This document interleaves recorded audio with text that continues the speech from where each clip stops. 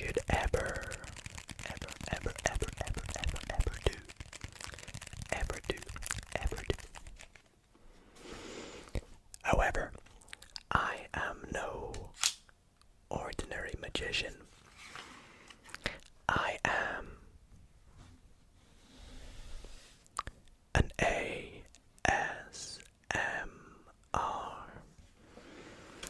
magician whose job is not only to perform magic, but also to help you guys relax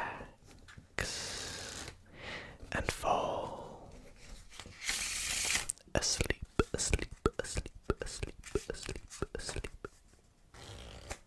And also have a little bit of fun on the side.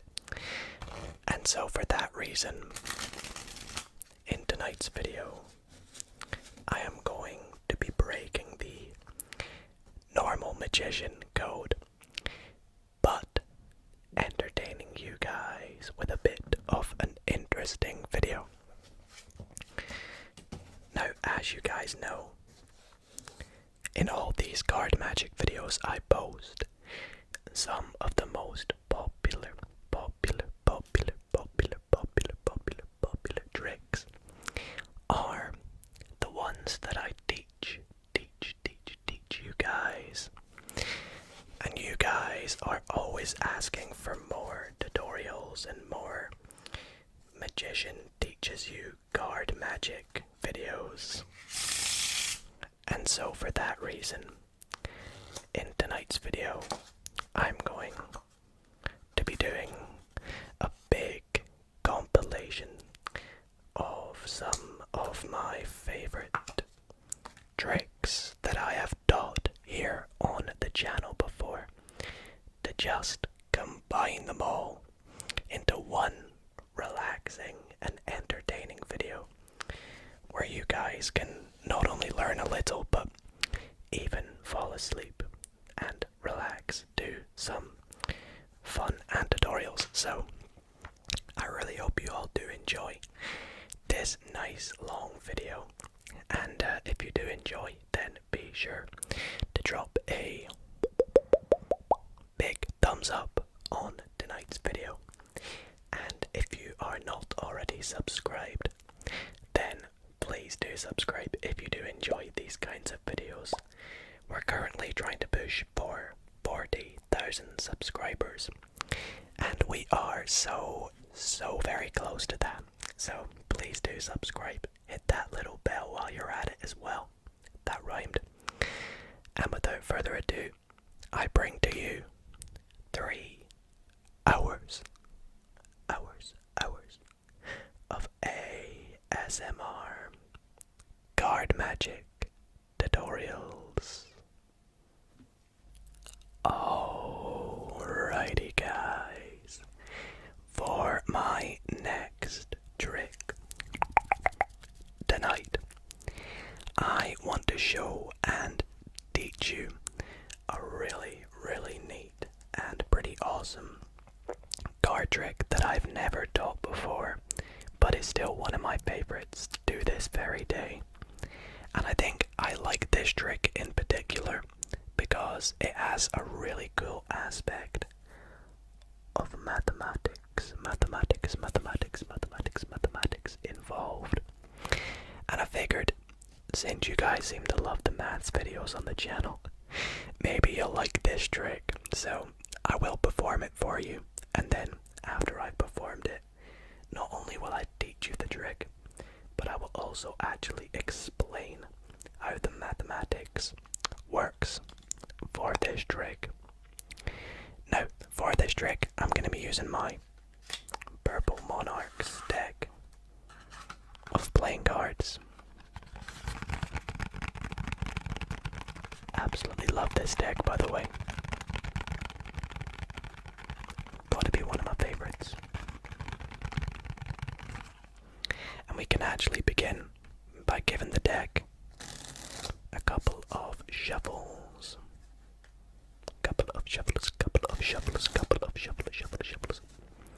However, it shouldn't really matter because for this trick, we only actually need the clubs. We only need the clubs. So I'll go through and remove all the clubs from this deck of cards. Let's go through and, as my stomach makes noises, take out all. Did I miss any? No, we got the ace. Then we got the 7, 8, 3. And is that them all? Yep, nice. Now, we've removed all 13, 5, 6, 7, 8, 9, 10, 11, 12, 13 clubs. Just making sure I didn't miss any. And for this trick, what we're going to do is we are going to, in turn, spell out the cards from ace through to king by moving one card to the bottom of the packet for each letter. And I'll show you what I mean. So we're going to go A, C, E for ace, right? And then, wouldn't you believe it, the top card is now the ace of clubs. Pretty cool, right? But that could have just been pot luck, right? Let's try this again with the 2. We go D, W, O. And now the top card is the 2 of clubs. Let's go D, H, R, E, E. We have the 3, F, O, U, R.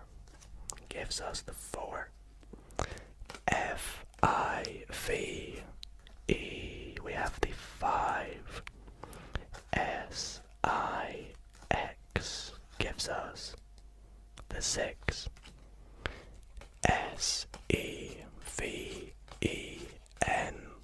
Gives my favorite number, 7, E, I, G, H, D. We have the 8, N, I, N, E. Gives us the 9, D, E, N. There's 10. Now we have Jack, so J, A, C, K. Queen, Q, U, E, E, N.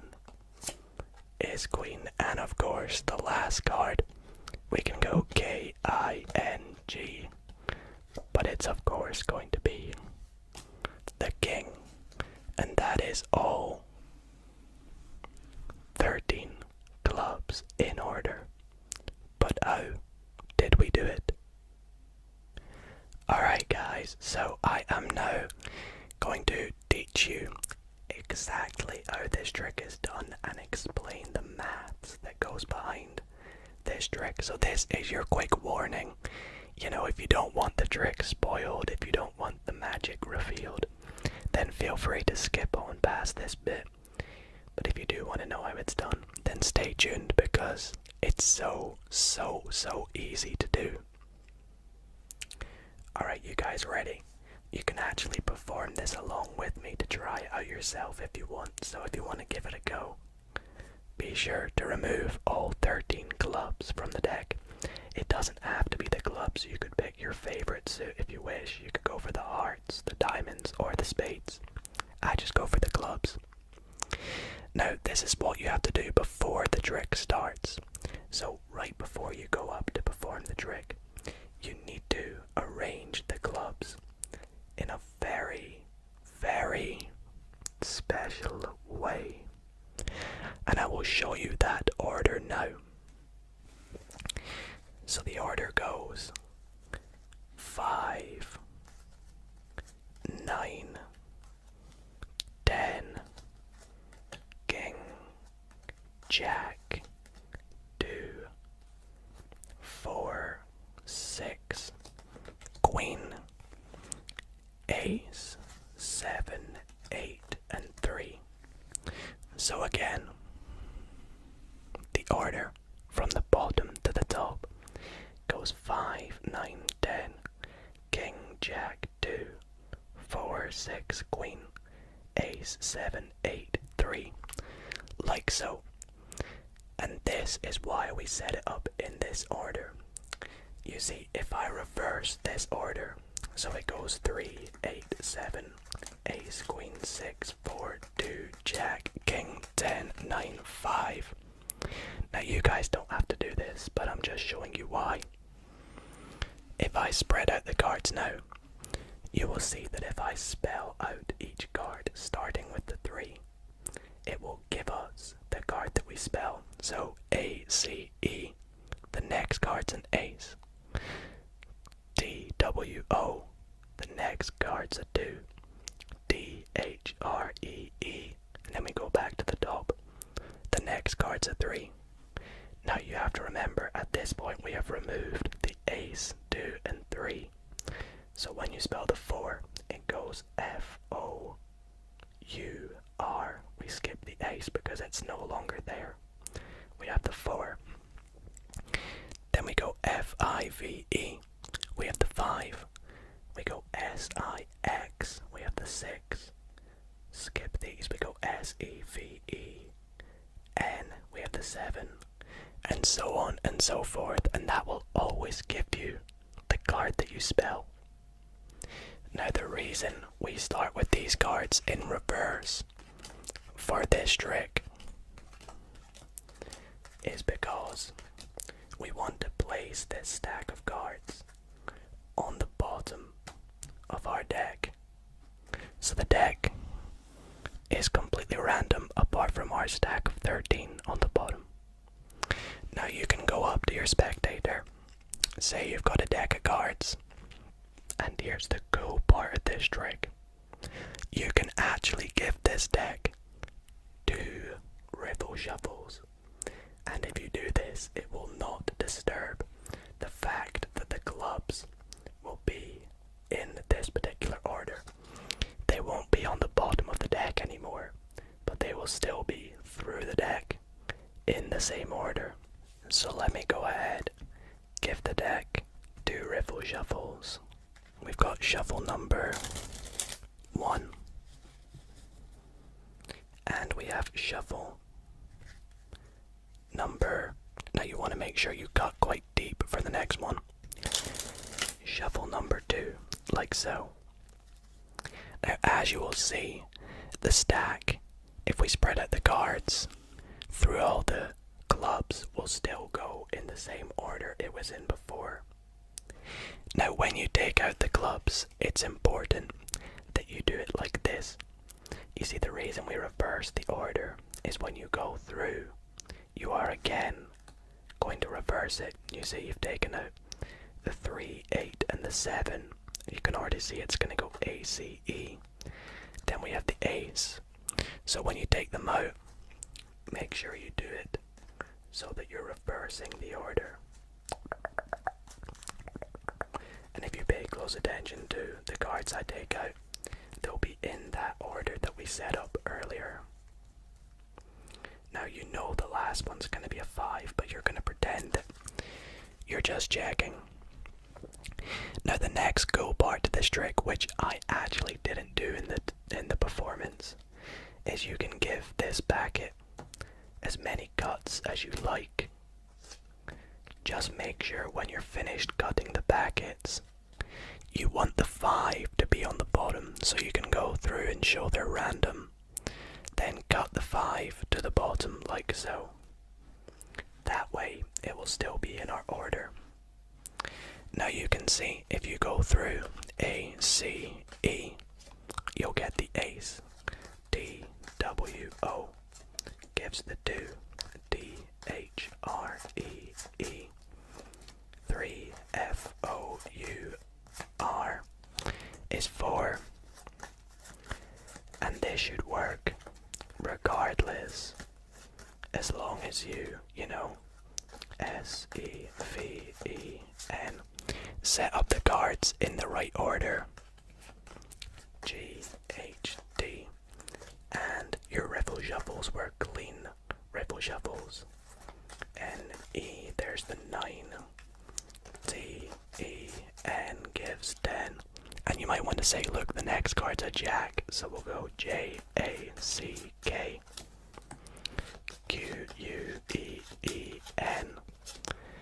And for the last card, if you want, you can just turn it over, or you can be a bit funny and go King, but it's gonna be the king. And that card trick. Super easy, and it's really cool how it works. So give it a go, try it yourself, then let me know if you try it on your friends and family, and hopefully all goes well. I want to tell you a little story about a magical hotel. Now this is a storytelling card trick, and it's one that is actually very easy when you know how the trick works. And so that's why, after I have told you the story and therefore performed the card trick about the magical hotel, after I am done, I will teach you exactly how the magic of the hotel works. And it's a really cool trick. It has a nice story. So follow along with me for the performance, and when I'm done, be sure to go and grab a deck of cards, because you are in for a treat for this pretty cool trick with tutorial. So let me first tell you the story. So there was a hotel called the Magical Hotel, and nobody knew why except from the receptionist. Now one day, 4 gentlemen walked into the hotel and asked for a room. Now the receptionist knew that she only had a couple rooms left, so she said, how many of there are you? And they said, well, there's 4 of us. And she said, well, you're in luck. I have exactly 4 rooms left. So each gentleman went off to a room at the Magical Hotel. Now just as they were on their way up the stairs, 4 women on the middle of a girls' trip walked into the hotel and said, do you have any rooms left? And the receptionist said, no, I just gave away the last 4 rooms. But the gentlemen felt sorry for the ladies, and they said, you know what? Each of you can share a room with one of us.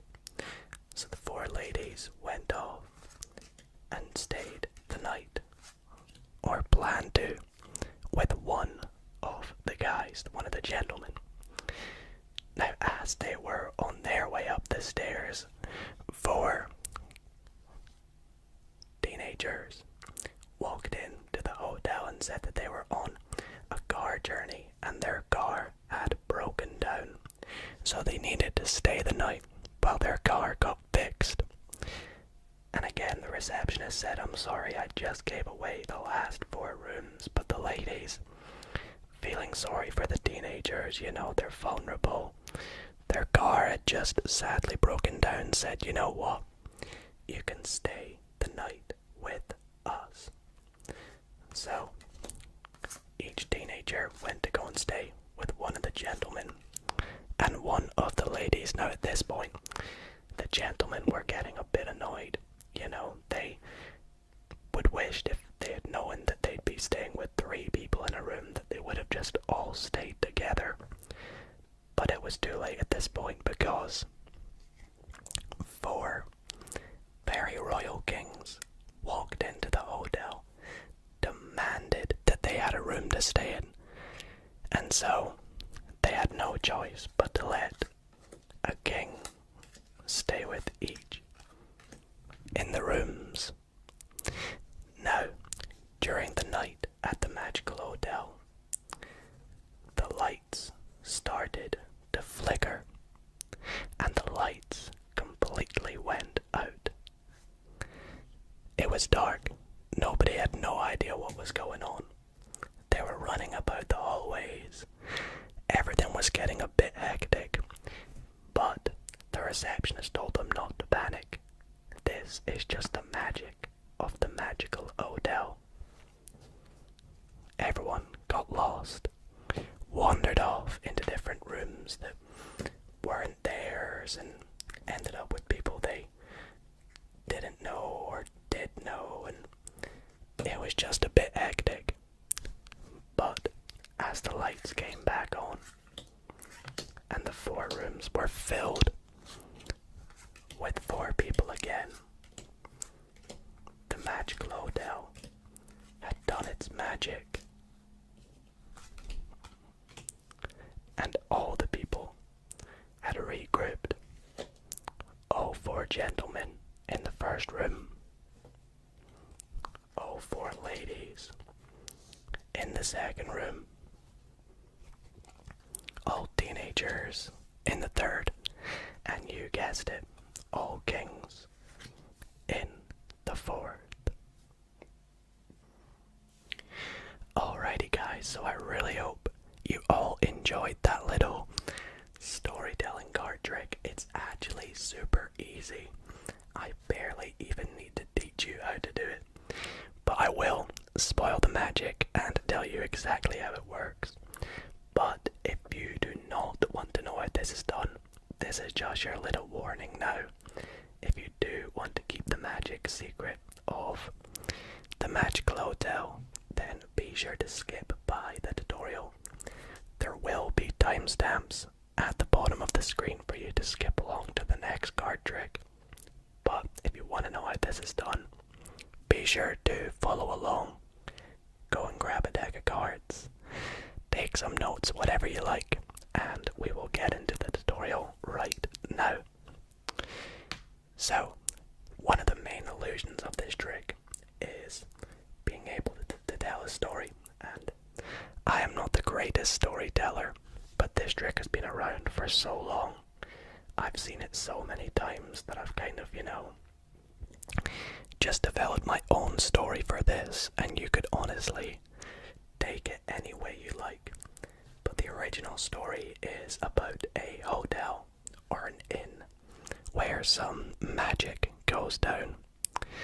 Now the cards you need for this trick can be any 4 of a kind cards, but you do need 4 sets of 4 of a kind. And I think it's nice to go for the aces, the queens, the kings, and the jacks, as they could make good, people for the story. So I set up with the 4 aces, the 4 queens, then the 4 jacks, and the 4 kings, like so, and you're all ready to go. Now you want to explain, that there's this hotel called the Magical Hotel or whatever you like, and there's a receptionist and she doesn't have many rooms left, when in walk 4 gentlemen and they ask for a room each. And she says, well, you're in luck, I've got 4 rooms, and all you want to do is set down the 4 cards in 4 piles. Now the way I like to deal them down is up here, then down below the first one, and in the bottom corner. You want to keep this consistent for every time you deal the cards. It's very important. Now you can explain that some ladies walk in, they ask for a room, the gentlemen say they can stay with them or whatever, and you want to deal them down on top, like so. Now if you remember, the cards were set in their 4 of a kinds, so if you continue to do this with the jacks and then the kings, telling any story you like, you can say their car broke down, or they were on the middle of a road trip, whatever you wish. Now one thing I want you to notice is currently the top card in each pile will be a king, the second card is a jack, the third is a queen, and the 4th should be an ace. So if you explain, the lights went out, a little bit of magic went on, you're gonna pick up the 4 piles. You can pick them up in any order, as long as you don't change the fact that, the king's on top, then the jack, then the queen, then the ace. So you could go like up here, down here, then up here. And all you're gonna do is explain that as the lights were out, some magic went on, people got lost, mixed up. And as you do this, you're gonna cut the deck. Now, cutting the deck doesn't actually change the fact that the cards are in the order that they're in. As you see, if I stop cutting here, you will see the pattern will go ace, king, jack, queen, ace, king, jack, queen, ace, king, jack, queen, and ace, king, jack, queen. No matter how many times you cut the cards, it will always stay in that order. King, jack, queen, ace, you know, so on. So therefore, when you go to set out the cards again, instead of dealing 4 cards like this, you're going to deal the cards 1, 2, 3, 4. And those 4 cards will be 4 different cards, like so. Now obviously you do this with the cards face down, so they don't know what's going on. And you'll see as you continue to do this, all the 4 of a kinds will join back up together, just like how you started the trick. So this trick basically reverses itself halfway through, goes back to the way it started, but if you sell the illusion with cutting the deck, telling a good story, it always gets a really good reaction, so a pretty easy trick. Let me know what you guys thought of it in the comments, and if you would like any more tips, then be sure to let me know. But I do hope you all did enjoy this trick. Now, as you guys know, throughout making all these card magic videos for the last 3 years, I have taught you guys plenty of card tricks, and I always get so many comments saying thank you for teaching us card tricks, or can you teach us more tricks? Well, this next trick was the first ever trick that I taught on the channel in my first ever card magic video. And again, it's a really old but classic card trick, and I'm gonna teach it to you guys again as the rain has just started outside, so hopefully it's not too loud. Maybe it even is a bit calming and soothing, but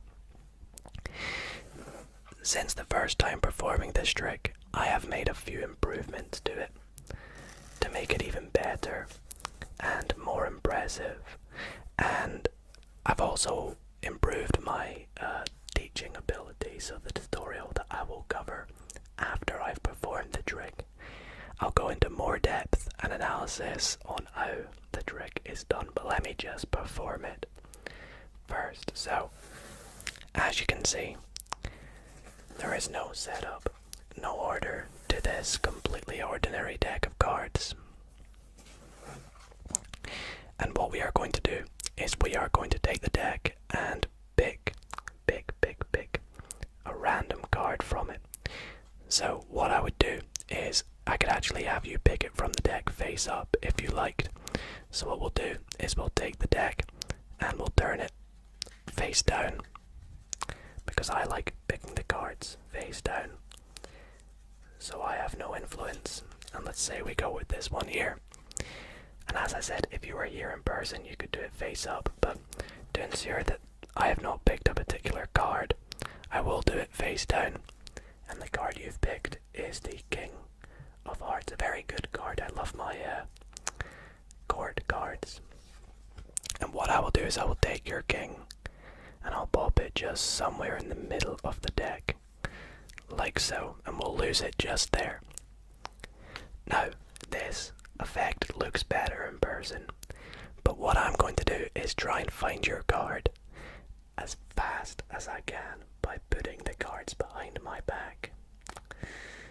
Now obviously, there's a little skepticalness going on because I will have to move the cards off screen, but it will be so quick that you'll know there's no switches, no nothing going on. Are you ready?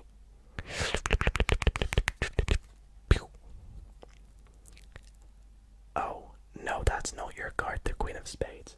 But I still have found your card. Don't believe me? Well, let's take a look. If I spread out the deck, you can see that there is one card face down amongst all these face up cards. Now there's surely no way I could have done that when I moved them off the screen, right? Well, let's take a look at this one face down card. Is it our King of Hearts? Indeed it is, and that trick is the very first trick I ever taught, and I'm going to teach you guys it again now because I have made a few changes to it, but it's still a very, very nice trick. So this trick is called the reversed card trick. Now, as you can tell, it's probably got something to do with a card being reversed, and yes, it absolutely does. In fact, before the trick even starts, you need the deck to be entirely face down, except from the bottom card, which needs to be reversed and faced up. Now this can be any card, it really doesn't matter, but it just needs to be face up. So for example, if I turn the deck over, they're now all face up, except from the top card. That will be important for later on in the trick, but for the start of the trick, we need the entire deck face down, with the bottom card face up. Now if you like, you could do this before you actually go up to your spectator. However, I like to add my own little twist to it, and that is by starting with the entire deck face down, letting my spectator, or even just doing it myself, and that's shuffling the cards in front of them. And once I've done that, I like to do what is called a broy reversal.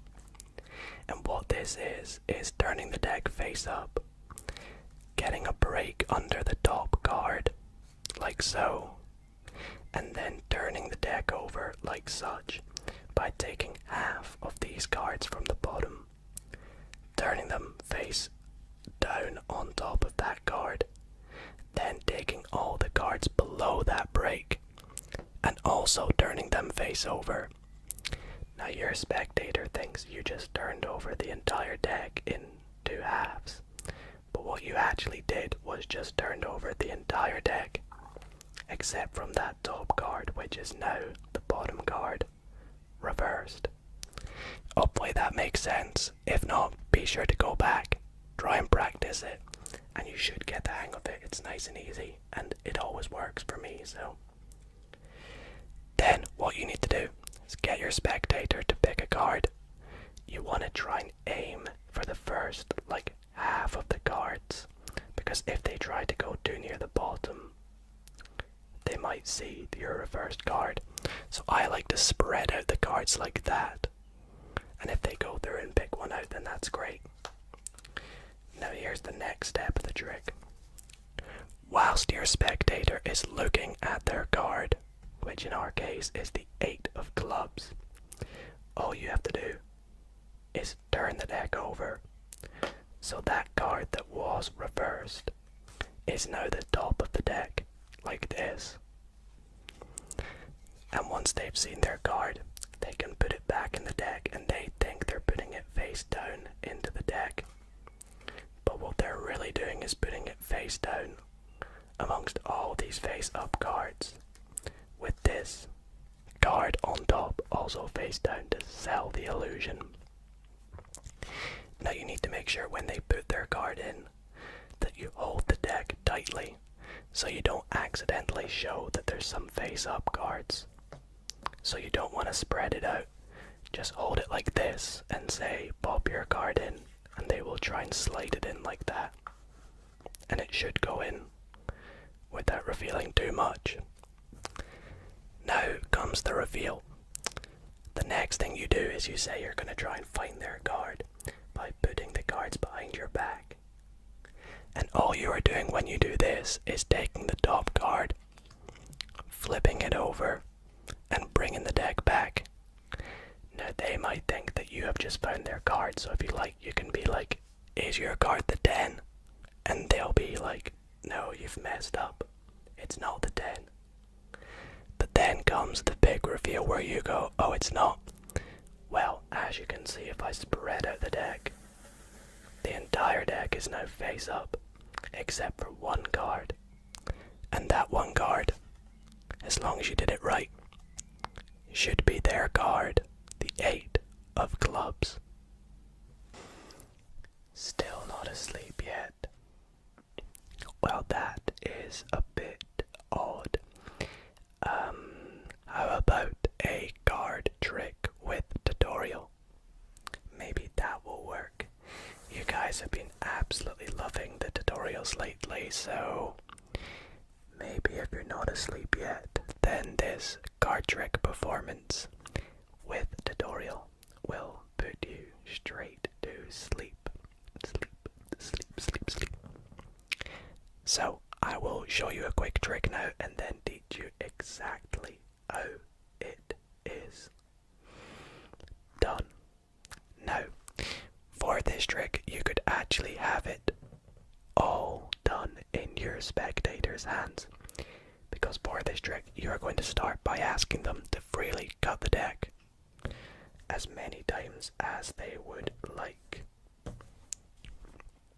And when they give it back to you, you could even give it one more cut, let's say right there. And when they give you the deck back, you're going to say to them, okay, I would like you to take this deck and deal as many cards as you like into one pile, but tell them to maybe not do too many cards because you will be making 2 more piles of the exact same amount. So let's say they go for, I don't know, 7.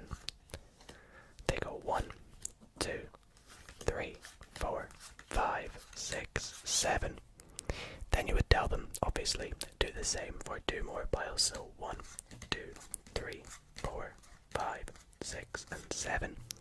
And then 1, 2, 3, 4, 5, 6, 7. Now, you want to tell them to put the deck on top of any of these 3 piles. Let's say they go for the middle pile. Next, I would like you to pick either of the 2 piles that are left. Let's say they go for this pile.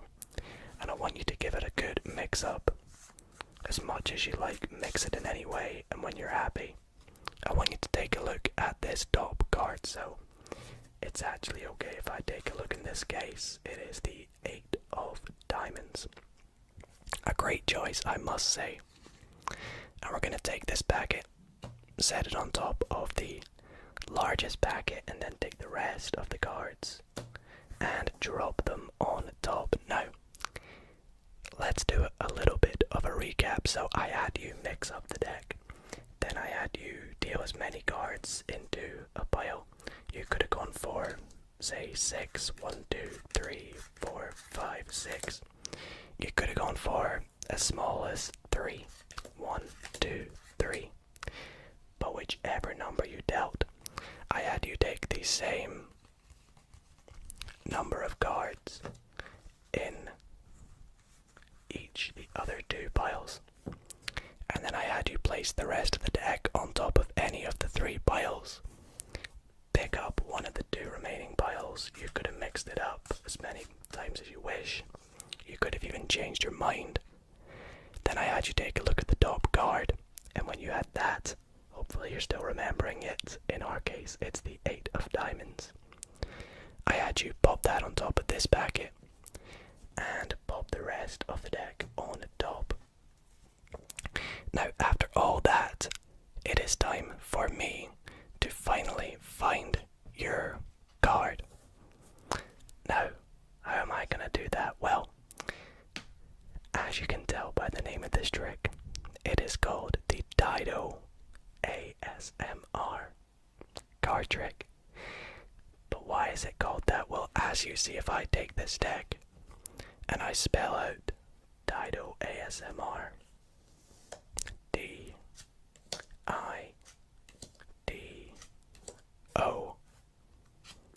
ASMR, you will see the next card on top will be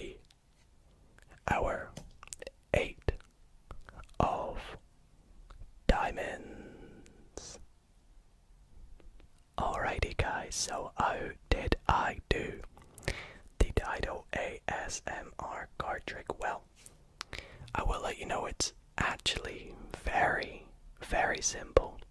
Almost anyone can do this card trick, whether you're a beginner, an advanced magician, and it always has a nice wee twist or spin that you can put on it in any way you like, and I will explain how a little bit later on. So, there is a little bit of a setup to this trick, and that's got nothing to do with the order of the deck. All it requires you to do is to take the bottom card of the deck, and you want to take one of the corners of this card, and you want to just put a little crimp, a little bend going downwards like this. Now, if you're not happy with bending your cards, I would suggest maybe using an old deck. This is one of my older decks. And you want to put it back on the bottom of the deck so you can see it's got a little crimp. Like so. And you're ready to go. So, for this trick, this is how you start. You have your spectator give the deck as many cuts as they like. Now, as long as they're doing single cuts, it doesn't matter how many cards they cut or how many times they do it. When they hand you the deck back, you could say you could give it one more cut, and all you have to do is cut. So your crimped card goes to the bottom of the deck like that. Now, the reason we put a crimp in it is because it's nice and easy to see. You can see it. And it also kind of naturally cuts to it if you just pick up on the cards like so. You'll see if I just pick up like this, I've cut straight to that crimped card, so it's nice and easy. And you can cut it straight to the bottom, so that's pretty useful. Then you say to your spectator, deal as many cards as you want into a pile. Let's say they go for 7 again, but it's completely up to them, so 1, 2, 3, 4, 5, 6, and 7. Then you have them do it 2 more times. 5, 6, 7, 1, 2, 3, 4, 5, 6, and 7. And you say to them, place the rest of the deck on top of any pile. This is a completely free choice again. Now, one thing you want to note is that means that this crimped card will go on top of the card on top of that pile. So, let's say they go for the pile on the right. Now you say to them, pick any of the 2 piles remaining. Again, this is a free choice. They pick it up. You can have them mix it up if they like, but when they're done, you say to them, I would like you to remember the top card. Now, it's important that it's the top card. And this is because the card that they're remembering, let's say for this tutorial, it's the King of Spades. This card, when you put on top of the deck, will be the card in the position of the bottom of the number of cards that they picked. So it'll be the 8th card in our case, which is 7 cards down. Like so. Now, when they hand you the deck back, you are going to say to them, okay, let's recap what we did. And you say to them, I had you pick any number you wanted. And what you want to do is you say, let's say you said 6. You have to pick 6 here. And you count out 6 cards. 1, 2, 3, 4, 5, 6. Then you say, you could have said 3, and you go 1, 2, 3. Now what you just did here was reversed the order of the top 9 cards. It's very important that you did it that way. Then with the 2 remaining piles, you want to deal off the same number of cards, so it's going to be 9. But make sure you don't reverse the order. So you're going to count up to 9 cards, put them in the middle, count 9 more cards, 6, 9, pop them on the right. And then you say you could put the deck on top of any pile. However, when you're explaining it here, you want to put it on top of the pile that you reversed the 9 cards. So it's going to be the first one. It's also pretty handy if that's the pile they picked, because then it looks more, like you're counting back at what happened. Then say to them, you picked any pile, you gave it a shuffle, you remembered the top card,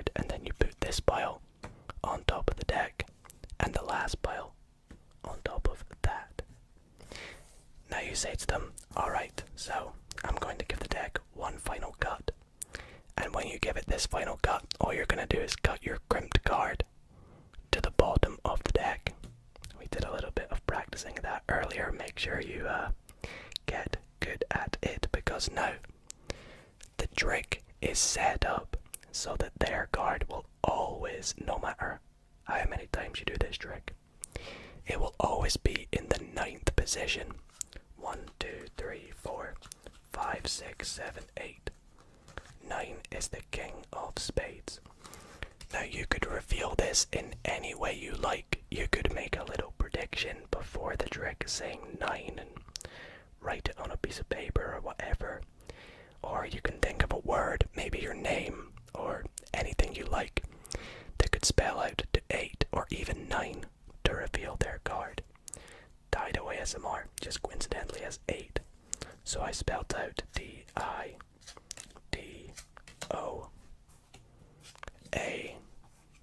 ASMR. Of course, that's 8. And then the next card will be theirs. You could spell out a 9-letter word and turn over the 9th one to be their card any way you like. Their card will always be in the 9th position. Alrighty guys, for this next trick, I am actually going to teach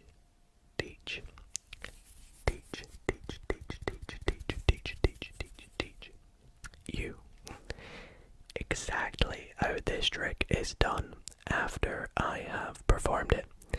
And it is such a cool trick, and it's one that I've never performed before, so I will begin by performing the trick to you. So if you don't want the magic spoiled for you after it's done, you might want to just skip by the tutorial, because that's what I'm going to be doing after. But if you are here wanting to learn a little trick tonight, then be sure to stay tuned, because after I've performed it, I will teach you step by step how this trick is done. So stick around for that, but I think we will jump into the performance first. And yeah, so for this trick, we're going to begin by giving the deck a couple cuts, 1, 2, 3, couple cuts, a few cuts I should say. And what I would like you to do, our spectator, is to pick a number between, let's say, 1 and 20, and this is a completely free choice. Unfortunately, I don't have a spectator, so I'm just going to pick a random number. Let's go for my favorite number, 7. So we'll go 1, 2, 3, 4, 5, 6, 7. Now, as you may have noticed, I took out the 2 jokers before we started. And that's because we're going to take our first joker, set it face up on top of our 7 cards, and put the rest of the deck on top. Pretty fair, right? Well, let's do this again. I want you to pick another number between 1 and 20. Let's go for a slightly higher number this time. Let's go for 17. So we'll count off 17 cards. That's 1, 2, 3, 4, 5, 6, 7, 8, 9, 10, 11, 12, 13, 14, 15, 16, 17.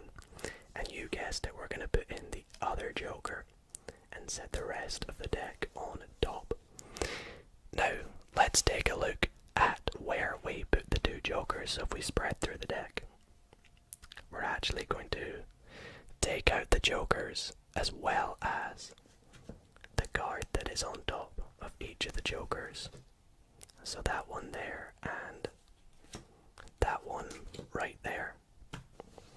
And we'll take a look at what these 2 cards are. So these cards are the 7 of diamonds and the 6 of clubs. And we're not actually too bothered about the suits of the cards. We only really are bothered about the value of the cards. So we have 6 and 7, because what we're going to do is add these 2 values together. So 6 plus 7 gives 13. Pretty unlucky, but we'll see if it's lucky in our case. What we are going to do is take the deck and we are going to count down to the 13th card. So 1, 2, 3, 4, 6, 7, 8, 9, 10, 11, 12. And the 13th card is the King of Diamonds. Now, some of you may have noticed I have kept the card box in the entire performance of this trick, and that's because it's not empty. There's something inside. You see, before this trick started, I put in this card box one card, and that one card was the King of Diamonds. So that's the trick.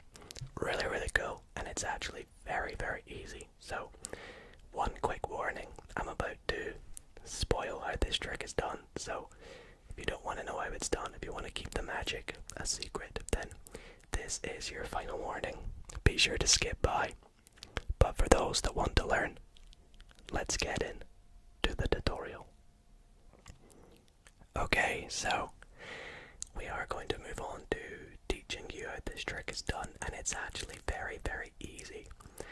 However, and this is a big however, this trick does have a bit of a setup to the trick.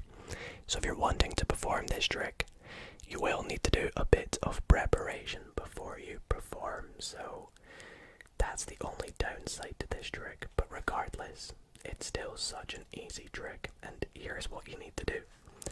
Before the trick starts, you need a complete deck of 52 cards. So 52 cards in your deck of cards, not including the 2 jokers, so they would make 54. And what you're going to do is take out the 2 jokers from your deck, a 7, any 7, a 6, it can be any 6, and any card of your choice. I've gone for the King of Diamonds. This will be the card that your spectator ends up with at the end of the trick. Now you also need to predict this card in advance. So what I like to do is, from another deck of cards, take out a king and stick it inside the card box, which you could leave on the table, you could put in your pocket. It's completely up to you. Now if you don't have another deck, you could write it on a piece of paper and stick that in your pocket. You could send your friend a text message before you do the trick. You can write it on your phone, whatever you want. And a nice way you could do, and this is quite cool, is you could tell a family member in advance that you're going to phone them after you've done the trick.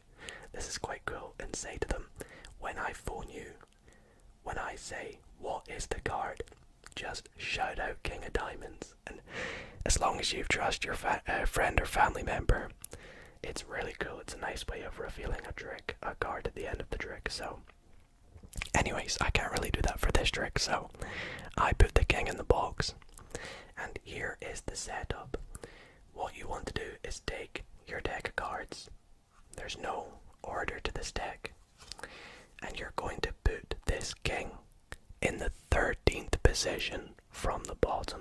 So you're going to go 1, 2, 3, 4, 5, 6, 7, 8, 9, 10, 11, 12.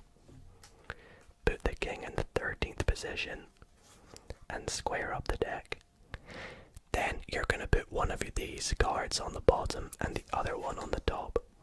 You could put the 7 on the top and the 6 on the bottom, or vice versa. And that is the preparation for this trick. You're all ready to go. You can take your jokers, put them on the table, put them in your pocket. I like to put the card box on top of them, and you're all ready to go. So for this trick, you can just get straight into the bit where you get them to pick the numbers, but I like to do a bit of a false cut, and that's just because I'm a magician. But if you want, you can skip this next step. But what I do is I take the deck and I cut it into thirds. So I go 1/3, 2/3, and then the final third. And then I just go back to this first third, put it on top of this one, and put it on top of this one. And this is just a false cut. You can see I still have my 7 and 6 on the bottom. Now, the trick is actually pretty self-working as long as you do everything the way I did. So start off by having them pick a number between 1 and 20. This is a free choice. Let's just go for 8. And you want to deal the cards down, so 1, 2, 3, 4, 5, 6, 7, 8. Then put in one of the jokers face up. It's important you do it face up. And set the rest of the deck on top. Then you're going to do it again, another number between 1 and 20. Let's just go for 9. 1, 2, 3, 4, 5, 6, 7, 8, 9. Put in the other joker and put the rest of the cards again on top. Now what you just did there is set up the deck. Set up the deck so that the 2 cards on top of the jokers are the 6 and the 7. So what you're gonna do here is spread through the deck like this. And when you find the first joker, take all the cards that are on top of the card on top of it and set them down. Then take the joker and the card on top and set them down. Now with the rest of the deck, go through. Find the next joker with the card on top. Take all of these cards and set them on top of the other cards. Then take that out, and with the rest of the deck, put them on top. So it's very important that you do it like that. Then the trick is self-working. These cards will always be your 7 and your 6. And when you add them together, you get 13. Now, it's important that you remember it's the 13th card from the bottom of the deck, not the top. So you say you're going to take the 13th card from the bottom. So you go 1, 2, 3, 4, 5, 6, 7, 8, 9, 10, 11, 12. And the 13th card should be your King of Diamonds every single time, as long as you've not messed up. Then you can do all kinds of magic you want. Do the reveal that you chose to show that you predicted the King of Diamonds. So that is that trick. Really hope you all did enjoy it. If you have any questions about it, do not hesitate to leave a comment down below. And I really hope you guys enjoy performing that one. So guys, for my next trick, it's actually been a wee minute since I have taught you all a trick in one of these videos, and I always get comments of people asking me to make a video where I teach you card tricks. So I figured in tonight's Magic Monday, why not teach you a really cool and awesome ending card trick. That's right, this next trick that I'm going to show you, I will teach you exactly how you can do it right after I perform it. And it's such an easy trick. It's not difficult at all, but yet the ending always fools everyone. So let's jump straight into it. So for this trick, I'm going to be using my bicycle aviary playing cards.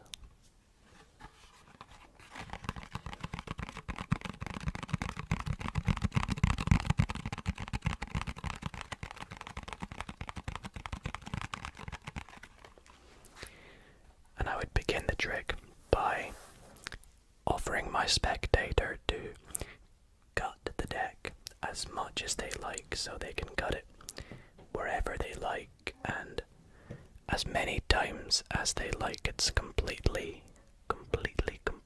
up to them. And when they're happy, oh, actually I just realized I forgot to remove the joker. We don't need the joker for this trick. Get rid of that. Where was I? So what I would say to the spectator is I would like them to cut the deck into roughly 3 equal piles. So they would cut at roughly a third, let's say there, let's say there, and the rest of the cards right there. Now we can give this packet a shuffle. We can give this packet a shuffle. But for this packet here, I'm going to do something different. I'm going to offer them to pick a card from this packet. Somewhere near the middle, let's say right here. Okay, great. Now, we're going to take a look at this card because it's very important. Let's see what it is. The 5 of diamonds. Now, we're not actually bothered about this suit. We're only bothered about the value of the card. Because what we're going to do is we are going to count down that number of cards from each packet. And with the next top card, we're going to deal that on top of the other piles. So what I mean is we will begin by taking this packet on the left here, and we'll count down 5 cards. 1, 2, 3, 4, 5, and place 1 on top of the other piles. We'll do the same with this pile here. We go 1, 2, 3, 4, 5. Take 1 and place it on top of the other piles. And then with the final pile we go 1, 2, 3, 4, 5, and place 1 card on top of the other 2 piles.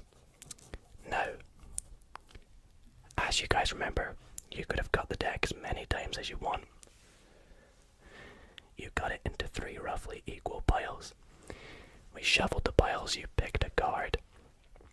Just so happened to pick the 5 of diamonds. And yeah, with all that being done, as you can see, we have 3 cards on top of each pile. And those 3 cards happen to be the other 3 5s. How cool is that? Let's get into the tutorial. So guys, I'm now going to teach you exactly how you can do this trick. Now, this trick is called 5-9 King. And the reason I didn't tell you the name of this trick before I did it is because it would probably give away how the trick is done. But yeah, the trick does actually begin with a bit of a setup, but it's not too difficult. It won't take you long. And I'll show you exactly what that setup is now. So, before you actually go up to your spectator, you want to take out from your deck of cards the 4 5s, the 4 9s, and the 4 kings, like the name of the trick would suggest. You also want to take out 3 random cards. These can be any cards. And 1 of the jokers, or a joker. If your deck has 2 jokers, like this deck does, you want to get rid of this joker. You don't want that for this trick. You just want 1 joker. So, the official setup is you want to take the joker, put the 3 random cards on top of them face up, then put the 4 5s, then the 4 9s, and the 4 kings. So the setup is like this. And you want to put this right on top of the deck. Now before I do this, I want you guys to notice how many cards this is. It looks about 1/3 of the deck, right? That's very important, so remember that. Now you can do whatever you want. Put this deck in your pocket, put it back in the box, whatever suits you best. And when you go up to your spectator with the deck set up, you want to say to them, please cut the cards as many times as you want. Now, it shouldn't matter how many times they cut the cards. This will not change the order of the cards. It just changes where the cards are. So once they're finished cutting the cards, you say to them, oh, I just realized I need to remove the joker from this deck. Now they might not think anything of this, but what you are doing and you want to do this to yourself so they can't see it, is you want to find your joker that you set up. So mine is up here at the top, coincidentally, but your joker might be, for example, somewhere in the middle, like here. When you find this joker, you want to cut the cards to where that joker is, set it down, and move all the cards that were below the joker back to the top, and then say we don't need this joker. And what that should do is put your setup on the top of the deck with the 3 random cards, the 4 5s, the 4 9s, and the 4 kings, like so. So once you're in this position, you say to your spectator you want them to cut the deck into 3 equal piles. Now when they cut the first third, this third is very important that you remember this third where it is, because this will be the third that has your setup in it, like so. So if they set that to the right, you want to remember that it's the pile on the right, and they split these into thirds. Now, because this pile here is the pile with the setup, you cannot shuffle this pile, but you can, however, shuffle these 2 piles, so feel free to shuffle them. Now if they ask why you're not shuffling this one, you say, that's because I want you to pick a card from here, and you want to spread them out. Now, 90% of the time, your spectator will pick a card somewhere from the middle. Now this is good because you want them to either pick a 5, a 9, or a king. Otherwise this trick won't work. So if they try and pick one of the top 3 cards, say to them, nah, go something random, go for something in the middle, the top is too predictable. So they'll go for a card in the middle. Now for the purposes of this tutorial, they've picked a 9. But it does not matter if they pick a 5, a 9, or a king. This trick will always work because of the setup of the deck. So in my performance we picked a 5, but I will show you that it also works for a 9.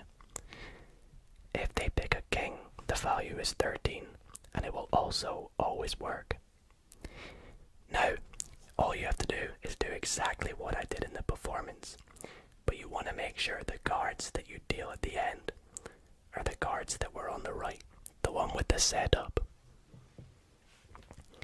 So beginning on the pile on the left, you tell them, and your spectator can do this as well, tell them to deal as many cards as the value of their card is. Now these are just going to be 9 random cards. 4, 5, 6, 7, 8, 9. And then say deal the next 2 cards onto the top of each other pile. So this will be a random card, and another random card. And put the rest of the cards on top. Now, they do it with the next pile. Again, all they're doing is counting down 9 random cards.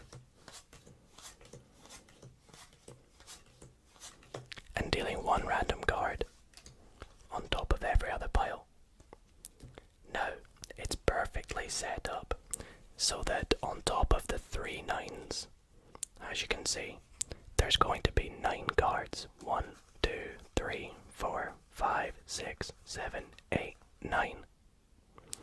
It's also perfectly set up so on top of the 4 5s, if they picked a 5, there are 5 cards.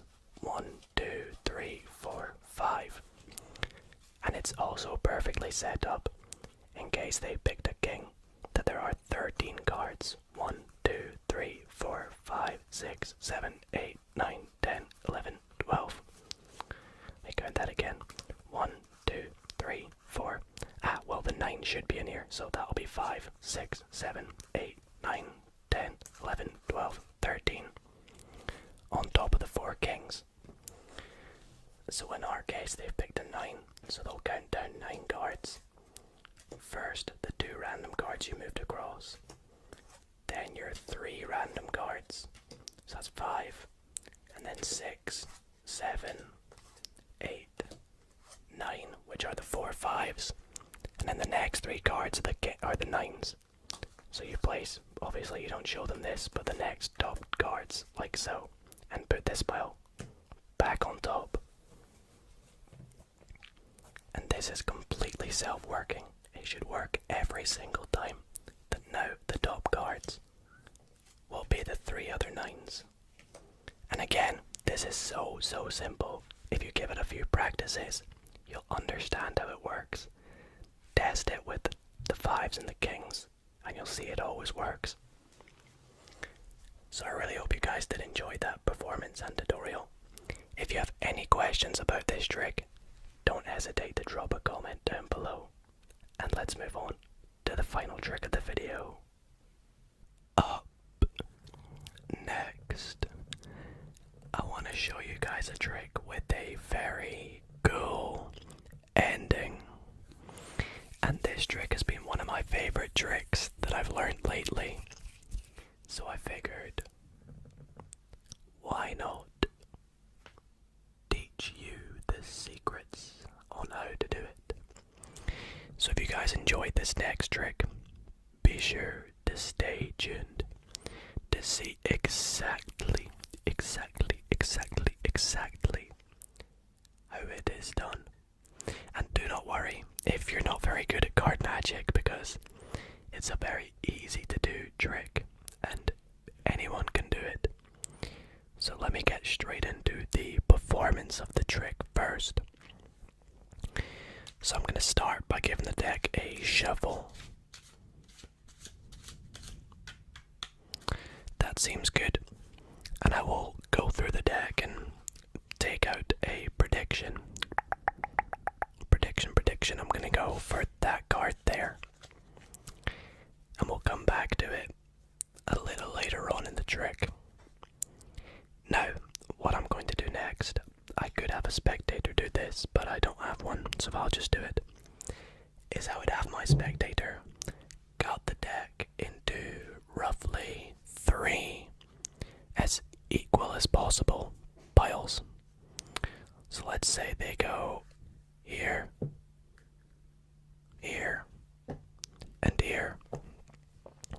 Perfect. Now what we're going to do is take a look at the cards that are on top of each packet. So we have the 5 of hearts, the 5 of clubs, and the 4 of spades. And what we're going to do is we don't actually care about the suits of the cards, we just care about the value of the cards.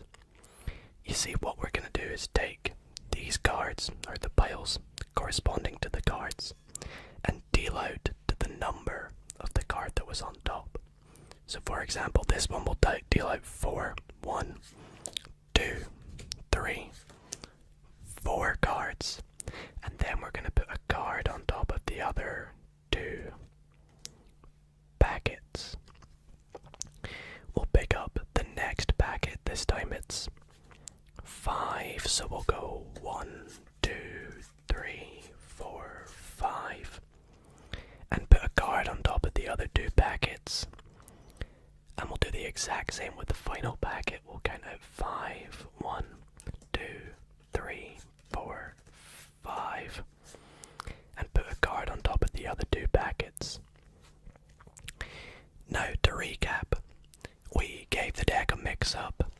We cut it in, well, I took out a prediction, and then we cut it into 3 roughly equal piles, giving us 3 randomly generated cards to which we dealt the numbers of, and then put cards on top of the other piles.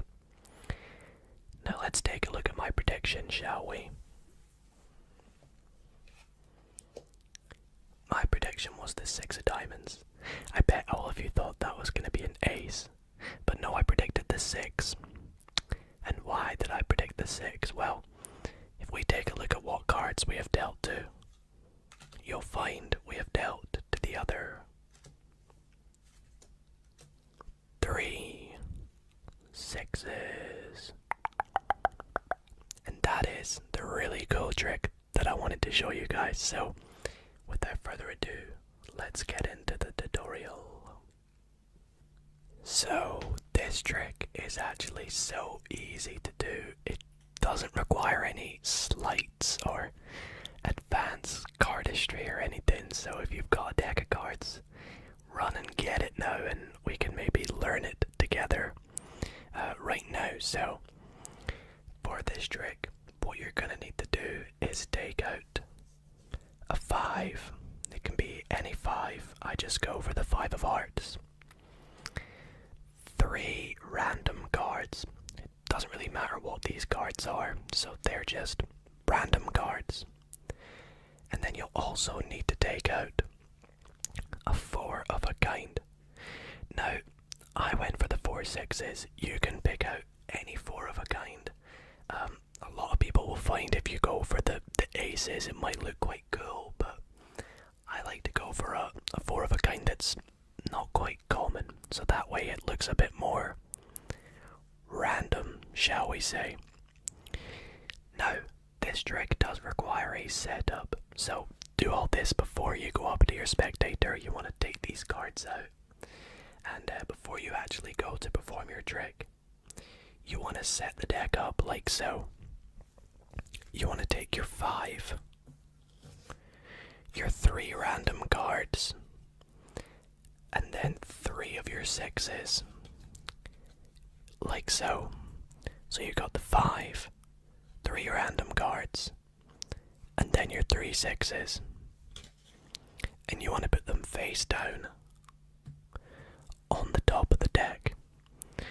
So your deck will look like this from the back, but when you look at the top of the deck, you'll have your 5, 3 random cards, and then your 3 6s. And your final 6, which is going to be your prediction 6, you're going to just stick somewhere in the middle of the deck. And you're ready to go. So you want to go up to your spectator and say, hey, I want to show you a trick. Now, you don't have to do this next step. This next step is optional, but I like to do it to sort of sell the trick a bit more. And I give the deck a shuffle, but I shuffle the deck in a way so that the top 7 cards do not have the order changed. So the way I do this is I go from the bottom of the deck and I do an overhand shuffle like this.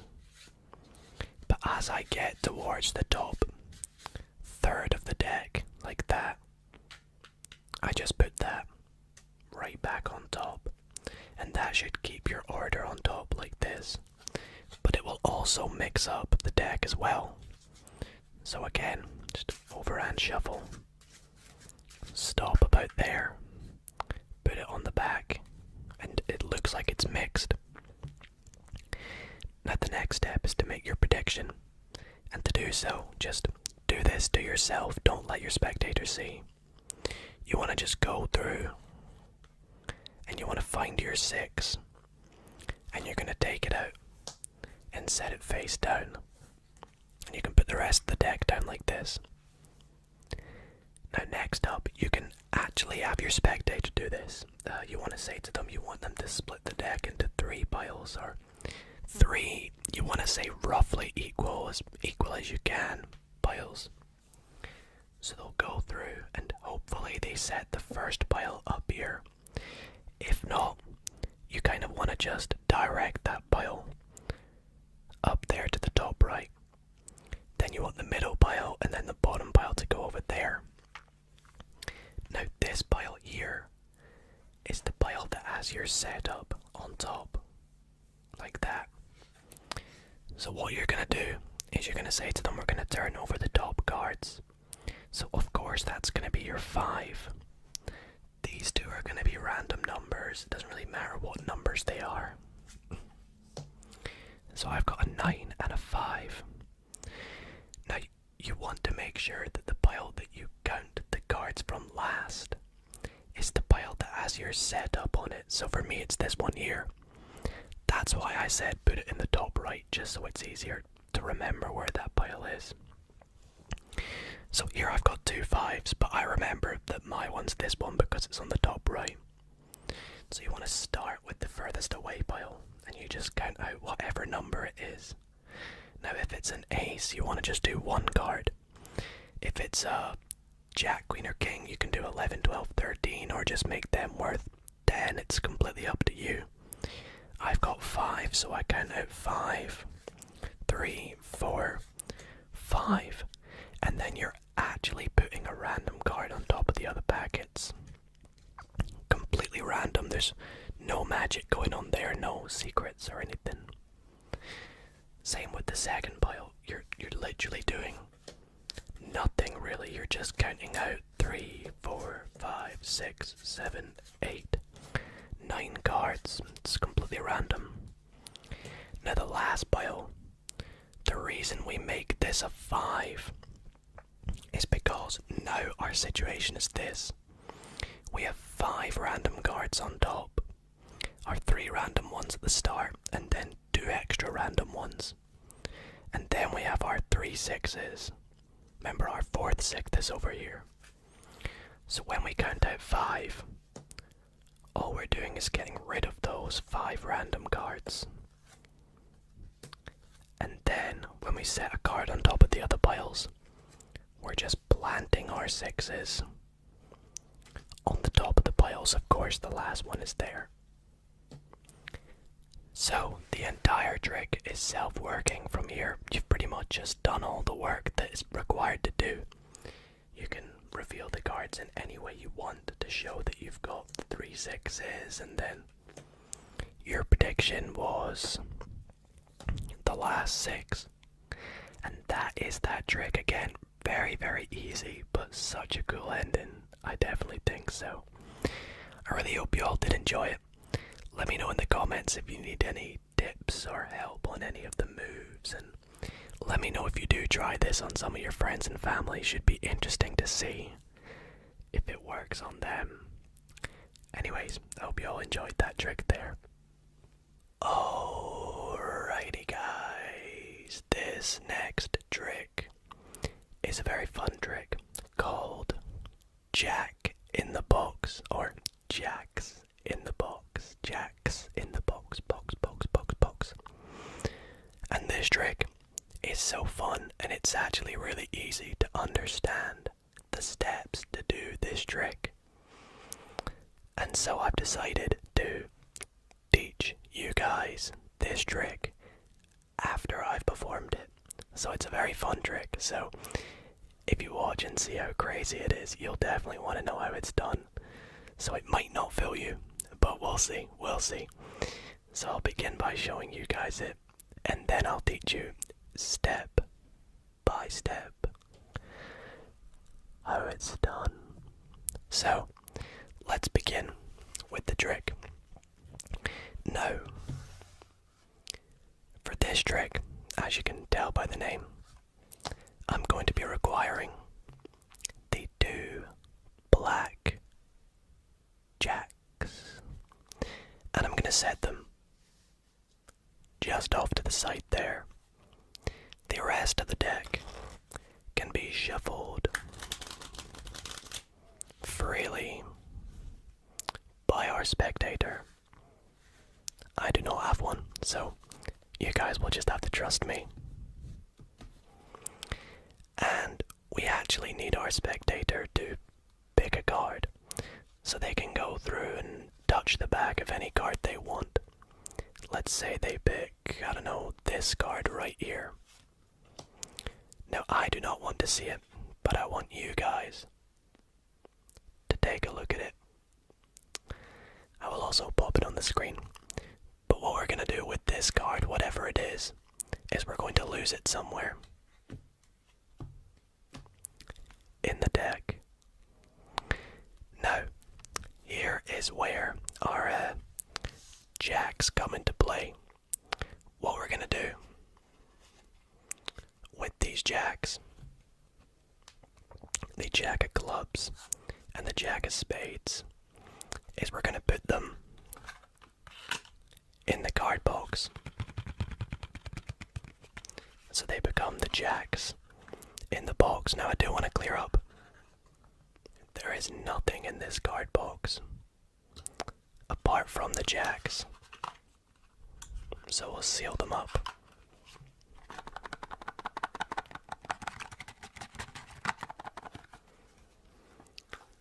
Now, here's where the magic comes into play. I'm gonna wave my hands over the deck, wave my hands. And just like that, your card has vanished from the deck. Now you might not believe me, so let me show you. If I spread out the deck, we can go through it together and see. Your card should have vanished. Now I have no idea what it is, so I'm hoping it has vanished. You guys can confirm this for me. You can't see your card, right? It's gone from the deck. Now, as some of you may have noticed, we did have two cards that are also gone from the deck, and that would be the two black jacks. Well, they are still in the box, but I feel like it's a little heavier than usual. Let's take a look why.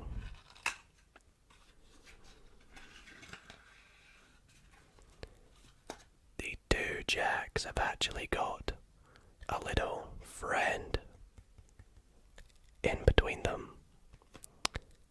And shall we take a look? The two black jacks have found your 10 of diamonds. Was that your card? So guys, really awesome trick. Let's get straight into the tutorial. So, this trick is very simple. It will require a few moves that, yes, can be difficult at first, but with the tutorials that I provided in last week's Magic Monday, if you've not checked it out, I taught you guys a few of my favourite tips and my favourite tricks on how to handle cards, how to shuffle cards, how to do a few sleight of hand moves and things like that, some of which are very useful for this trick right here. So I highly recommend you check that out, but I will cover them in the tutorial for this trick. But this trick here, you can do with any deck of cards. You just need two jacks. Now there's no setup for the trick. The deck can be entirely shuffled. I started with the trick with the two jacks on top of the deck, so I can show I've got the two jacks. But you can honestly start the trick with the deck freely mixed up, freely shuffled, whatever. And then you could go through the deck and find the two jacks and say, we need the two jacks. You also might want the card box as well. It's pretty useful. So if you've got a card box, that's ideal, but your pocket should do just as fine as well. So even your spectator's hands will work. We'll come to show you why. But you start the trick by taking out the two jacks. Now you can pick out the red jacks or the black jacks. It's up to you. I like the black jacks. Now, you want your spectator to freely go through and pick a card. Now, for the purposes of the tutorial, we'll go with the 10 of diamonds again.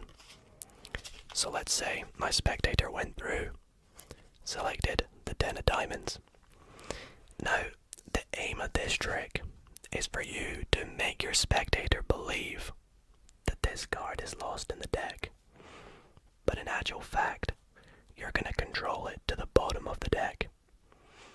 Now the way I do this in the performance, and the way I taught it in last week's Magic Monday, is if you pretend to put it in the middle like so, but when you push the card in, if you lift up on it a wee bit, as you push it in, you create a little break where that is.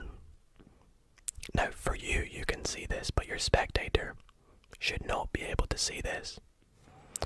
So again, we take the 10, we say we put it in the middle, and we push it into the middle. Of course, we lift up on it, we get a little break, and all you have to do is cut that break down to the table, and then you can cut another packet and cut another one, and just like that you've controlled the 10 to the bottom, or the spectator's card. Now the next step is you want to get a little break underneath that 10. Like that. Now what I can do is I can just pull down with my pinky to get a break. But however you prefer to get a break onto the bottom card, just try and do so, like this.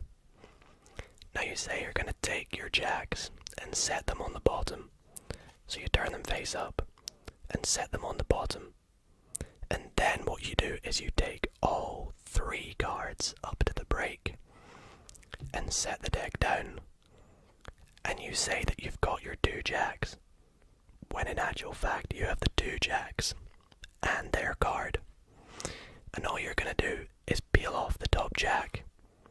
Now this here's a double, so be very careful to not flash the double, not to flash the double. So, peel off the top jack and set this one back on top. And then say you're going to put the jacks in the box.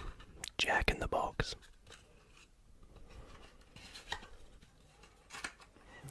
And then just put the deck or the card box down. Now you can also put the jacks in your pocket, or you can have your spectator put the cards in between their hands, just make sure they don't peek at them.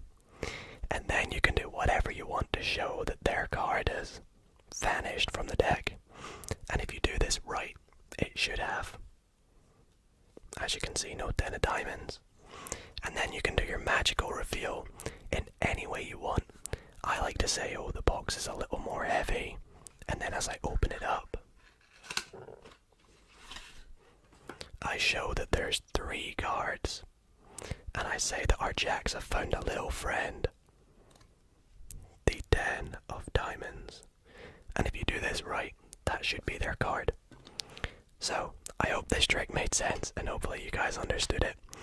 If you have any questions, or want any advice on some of the moves, or if it's just not working out for you, drop me a comment or a message on my socials, and I will reply to you with some feedback. So, hopefully this works. Let me know if you guys enjoyed it, and let's move on to the next trick. So guys, next up in tonight's Magic Monday, I am actually going to be teaching you a really cool card trick, and a lot of you have been requesting for me to teach more tricks, so for that reason I've decided not only just to teach you a trick in tonight's video, but I actually specifically picked this exact trick that I'm about to show you, because this trick here is one of my favorite tricks that I have learned lately. It's such a cool trick to perform with someone in person, so that is why I'm teaching you it. It might not look as good on camera because I don't have a spectator, but I can guarantee you, if you stick around to learn this trick, if you perform this on a friend or a family member, it's guaranteed to blow their mind, and they'll be asking you exactly how you did it. Anyways, let me show you the trick first. So, I would begin the trick by actually handing the deck to the spectator, and I could have them mix it up as much as they like. It's completely up to them how much they want to mix it up.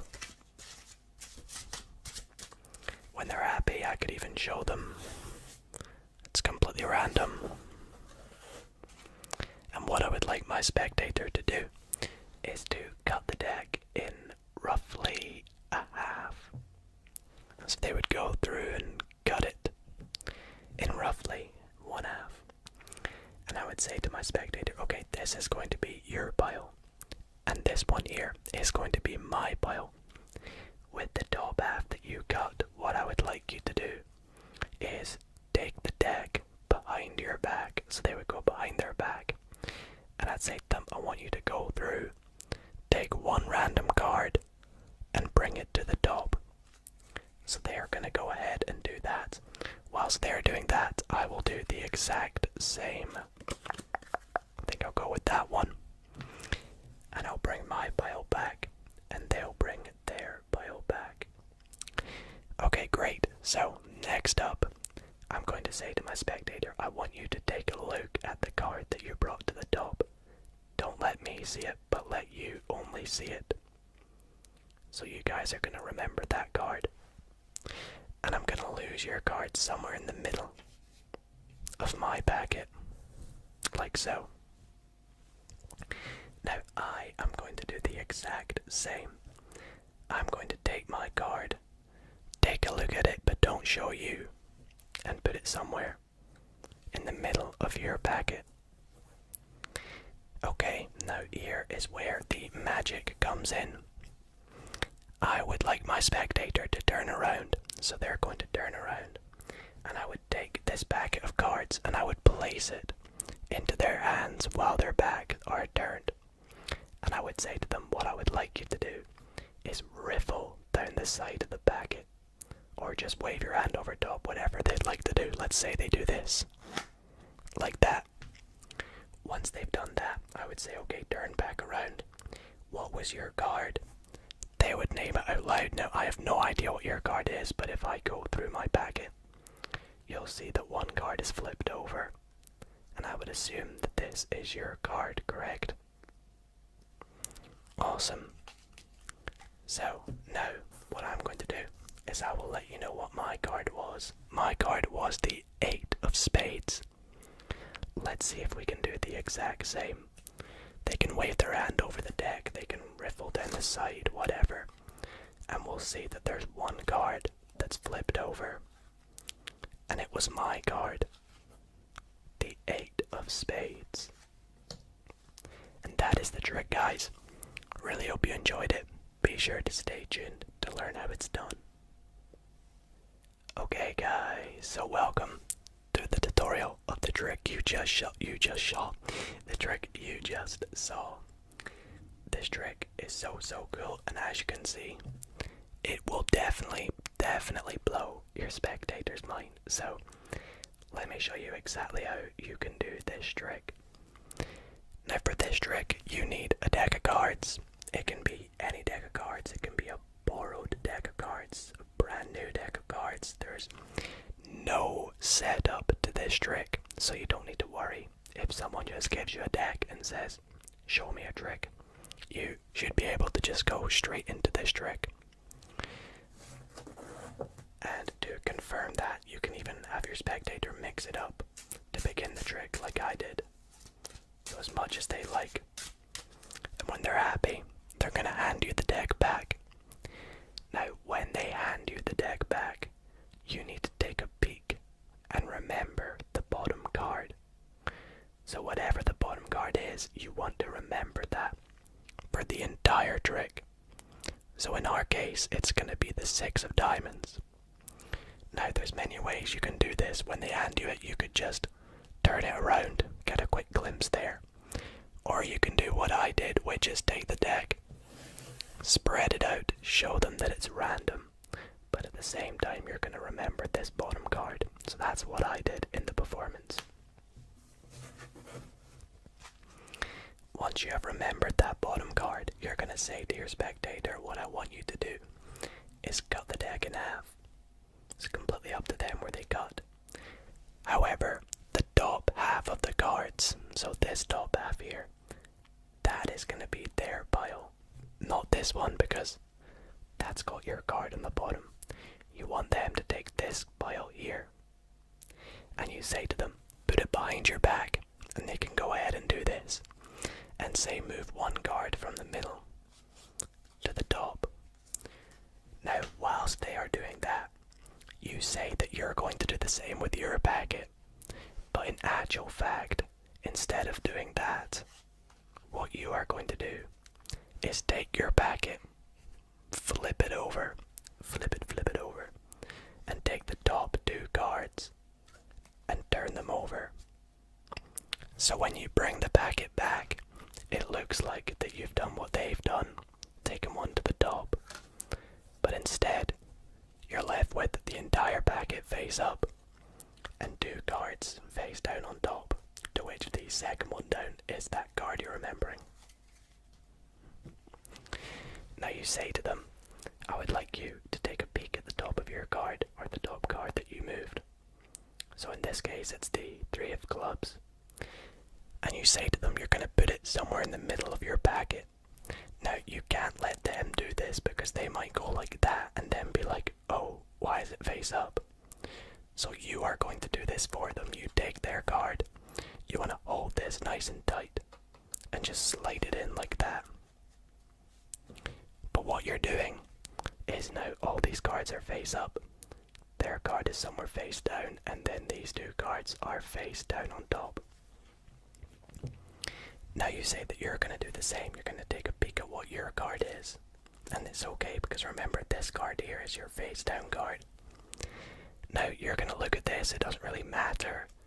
You don't need to remember this card. You're going to pretend that this card here is that 6 of diamonds. And you take it, put it somewhere in the middle. Obviously, nothing is going on over here.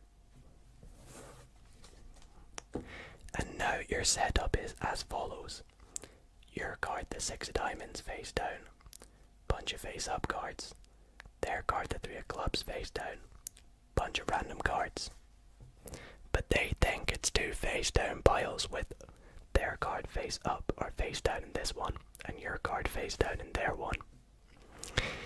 Now you say to your spectator you would like them to turn around. And the reason is when they're turning around, you're going to pick up this pile, flip it over, and put it into their hands. When this packet is now in their hands, it's set up so that their card is the first face-up card. And you can say to them, do whatever you want, wave your hand over. And when they turn back round, you show them as you go through. One card is face-up, and you want to take it out. You can spread a couple more cards and show that they're all face down. But do not flash that bottom card. So you can go to about there. Then immediately set this on top of the rest of the deck. Then the trick is all set up if they wave their hand over the top. Your card is now the only card face down in this deck of cards, like so. And that is the trick. Next up in tonight's video, I would actually like to teach you guys a really awesome effect and a really spectacular card trick that after you watch the performance, guaranteed you're gonna want to know how it's done. So I figured it would be quite fun if I taught you guys, I teach you guys how to do this trick. So if you do enjoy, stick around for the tutorial. But if you wanna not know the secret, because I know some of you guys want to keep the mystery, so if you would like to keep the mystery, then after the performance, maybe skip ahead using the timestamps. But anyways, let me just jump into the performance of the trick, shall we? So, gonna be using my Dalio, my blue Dalio fan pack playing cards.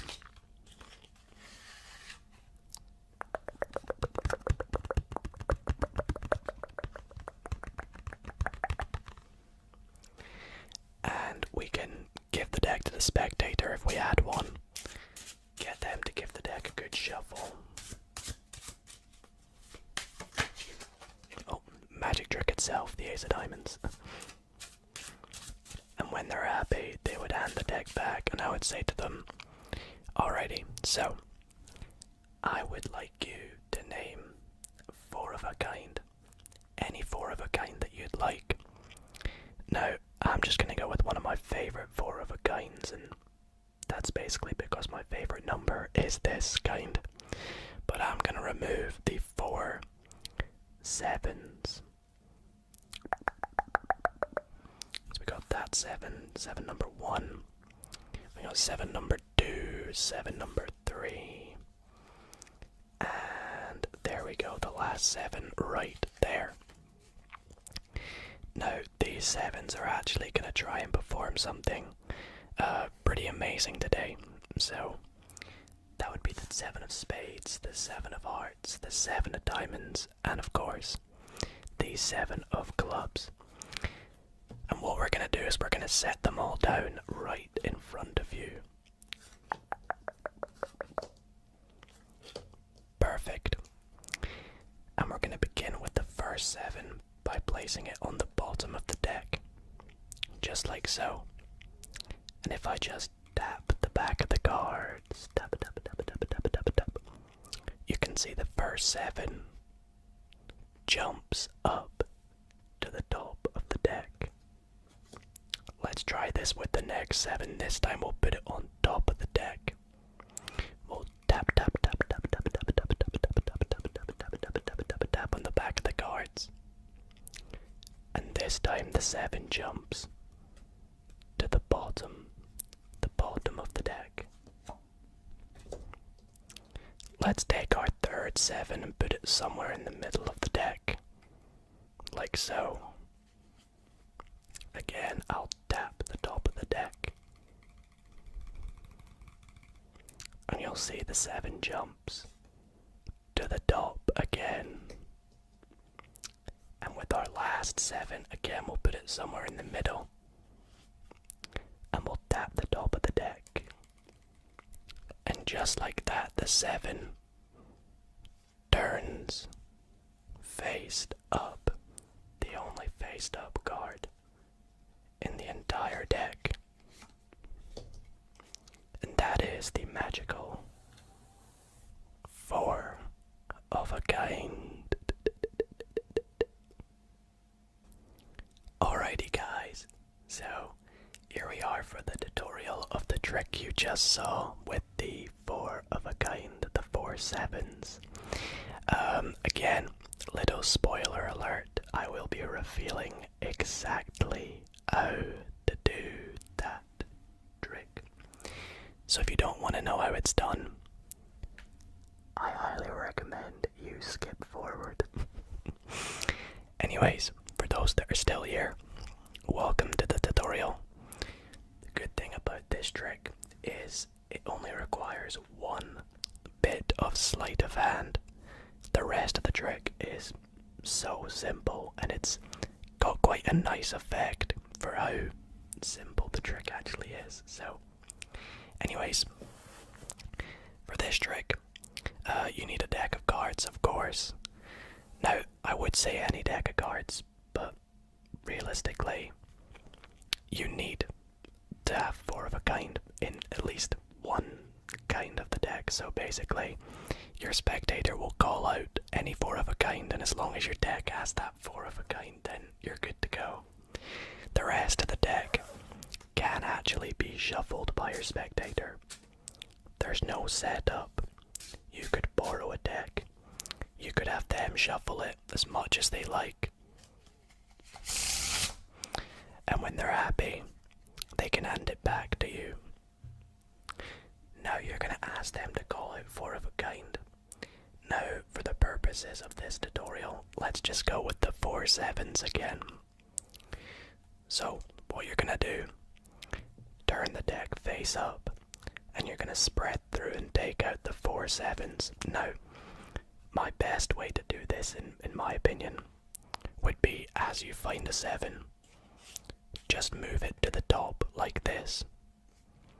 This makes it a bit easier to do the next move. So, we'll go through and find the 4 7s. Third 7 and the 4th 7, there we go. And once you've found the 4 7s, they should be on top like this. Now here's where the tricky moves comes in. So what you're going to do is you're going to spread out the 4 7s and say we're going to use them to do something pretty magical. But as you do this, you're actually going to spread off 1 extra card. So the 5th card from the bottom. And underneath, you're going to get a break where that card is.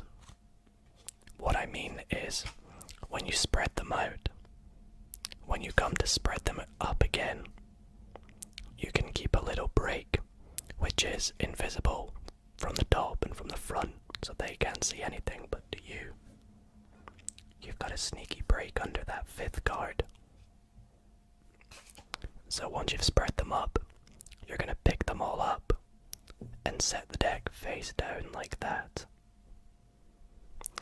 Now what you want to do is you want to get the cards arranged like this. And the way you do this is with that indifferent card currently on the bottom. You're going to say to your spectator, okay, so we have the 7 of clubs, and you're going to peel that off the top. The 7 of diamonds, peel that off the top. The 7 of hearts, peel that off the top. And the 7 of spades. Now this 7 is actually your double. You've got the card behind it, so you need to make sure you hold on to that tightly to not flash it. Then set that on top. Square them up. And you've got that card in the 4th position, so now you can square it up. Set it on top. And you're all ready to go with the next part of the trick. Now from here, as long as you do the trick right, it is completely easy to do.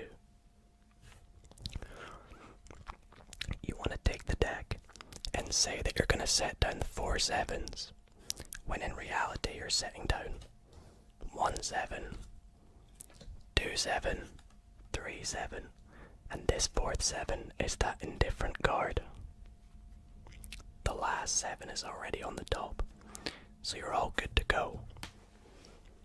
Now you want to take your first 7. You're not going to show them it though, you're just going to say we're going to take our first 7 and set it on the bottom. Of course you're just putting it on the bottom. Give the deck a little tap, and that 7 will jump to the top. You want to set that faced up. You're going to take the next 7, put that on top, give it a little tap, and it looks like it's jumped to the bottom. Now you want to keep the deck face up for this next 7, because you're going to say you're going to put it somewhere in the middle. Now you are, but you're going to put it in face up. But don't tell them you're putting it in face up. Just do it, and they'll sort of pick up on it.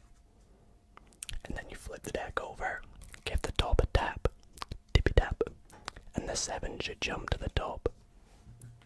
Now for this last 7, it's of course not a 7, so definitely make sure you don't show them it. But you say you're going to put it in the deck, somewhere in the middle. And because you put that 7 in face up before, if you spread out the deck, the 7 should look like it's jumped face up in the middle. And that is the magical 4 of a kind. Let me know if you guys have any questions about this trick in the comments.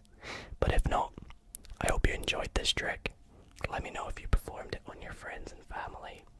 And best of luck learning this trick. Alrighty guys, next up I am going to show you guys and teach you all a very awesome and impromptu card trick, which means yes, it is completely required with no setup and is completely easy to do. So I'm gonna quickly show you guys the trick using my beautiful bicycle stargazer deck. You guys went absolutely nuts over this deck last week, so it too is making its return, and I really hope you all enjoy this trick. So for this trick, as I mentioned, it is impromptu, so my spectator could give the deck as many shuffles as they like before the trick starts. It's completely up to them, I promise. There's no setup. And what I want the spectator to do is to pick a card. Now the way I'm going to get them to pick a card is actually cut somewhere in the deck, preferably somewhere quite deep down, quite far on in the deck, and I'll explain why in a wee moment. So my spectator would cut somewhere deep down in the deck, and the card that they've cut to, this one right here, is going to be their card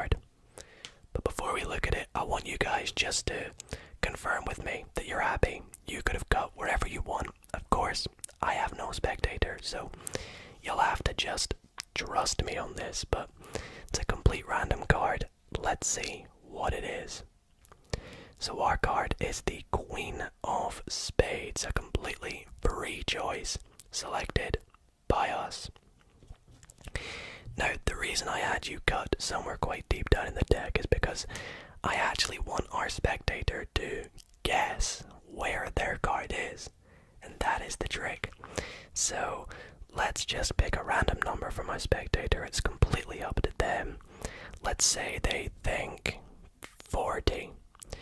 Now, they could have picked any number they wanted, but they picked 40. So what we would do usually is count down to the 40th card. So 5, 6, 7, 8, 9, 10, 11, 12. But I feel like that would be too easy. So, you know what? I'm going to pick the number. I'm the magician. I'll do the magic. So the number I think that your card is in is the 31st position. It's in position 31. Shall we take a wee look?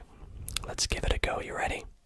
1, 2, 3, 4, 5, 6, 7, 8, 9, 10, 11, 12, 13, 14, 15, 16, 17, 18, 19, 20, 21, 22, 23, 24, 25, 26, 27, 28, 29, 30.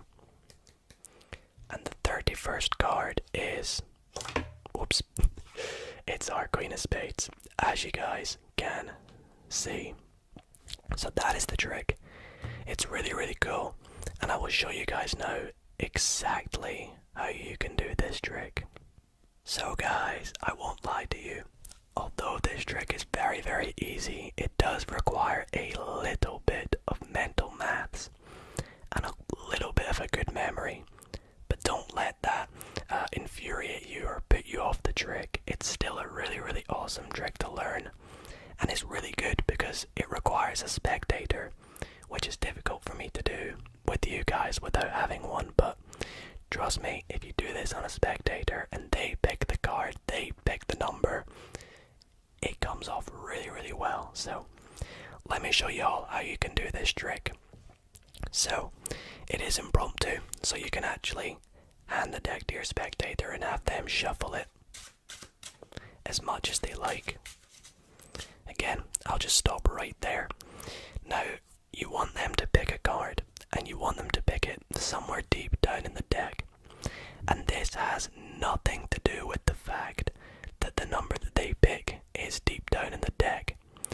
You just get them to do that because it helps you out with the next step that you do. So you have them cut somewhere deep down in the deck. Now, you want to say to them, okay, I want you to remember this card. So you can hand them the deck, have them remember this card. In our case, it is the 2 of diamonds. That's the card we're thinking of.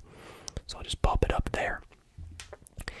Now, whilst they are remembering this card, you want to count how many cards are in this pile. So the cards that are left.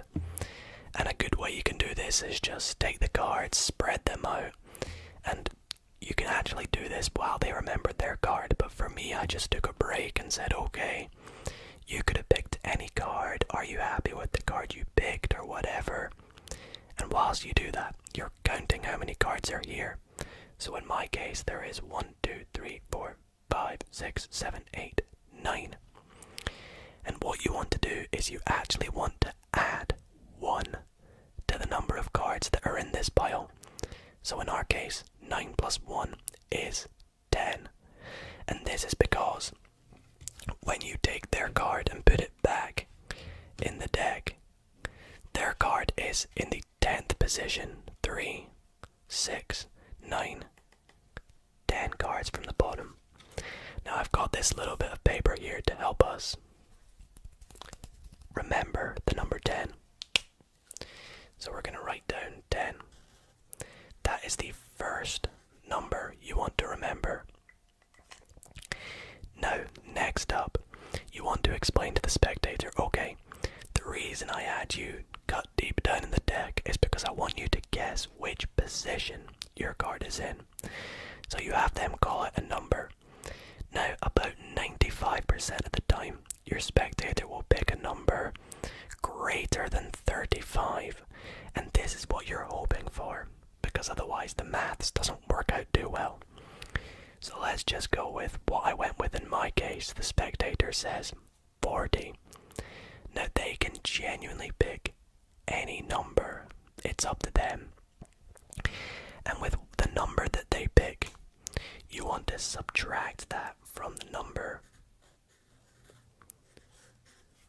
52, which is how many cards are in a deck of cards.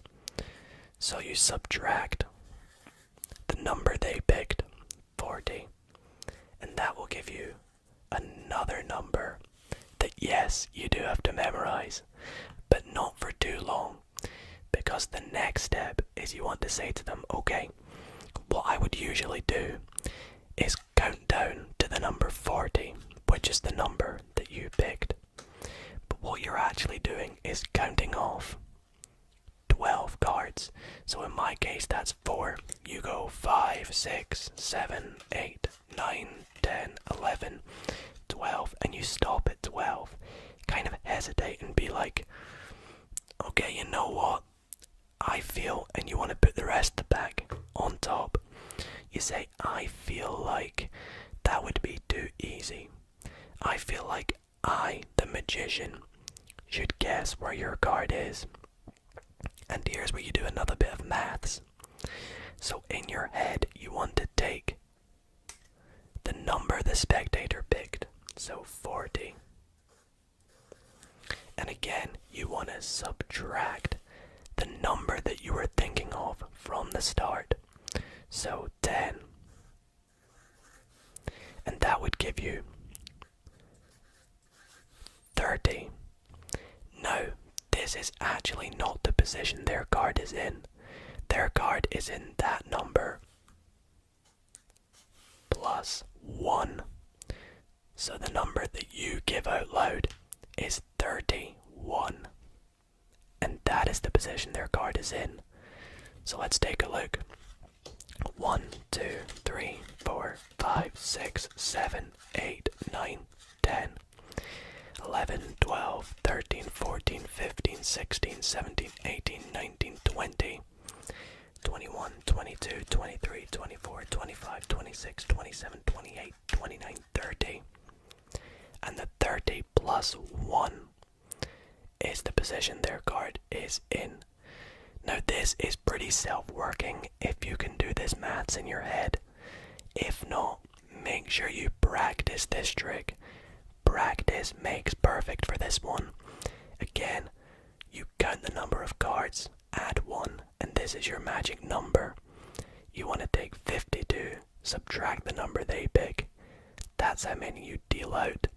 Then you take the number they picked, subtract the number you thought of at the start, add 1 to that, and that is where their card is.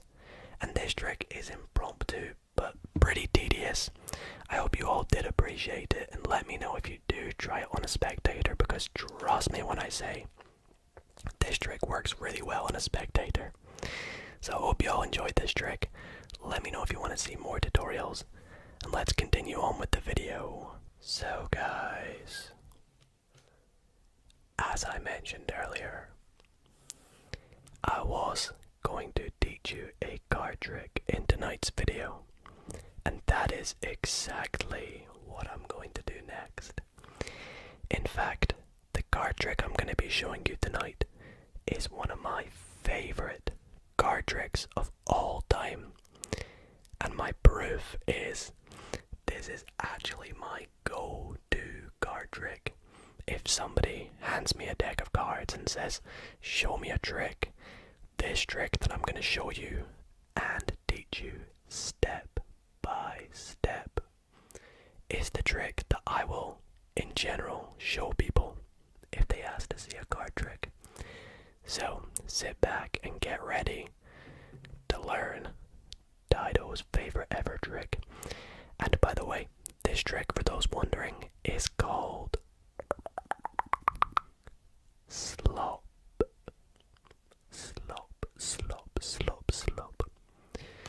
So, speaking of performing the trick, let me show you what it looks like first, and then I'll teach you how it's done.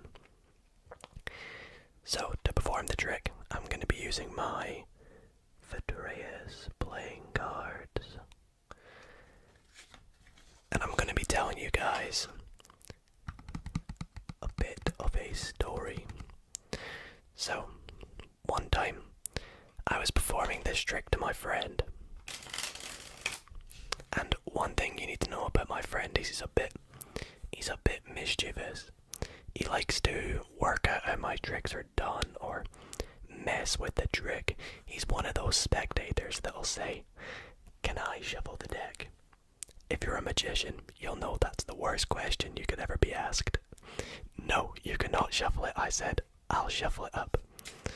So I gave the deck a shuffle and I said to him, "Okay, please pick a card for me." So he went through, picked out a card. And I don't want to see what the card is, but I'll let you guys see what card he picked. Hopefully you've got it. And I said to him, "Okay, I'm gonna lose your card somewhere in the deck. Like so. So I have no idea where it is."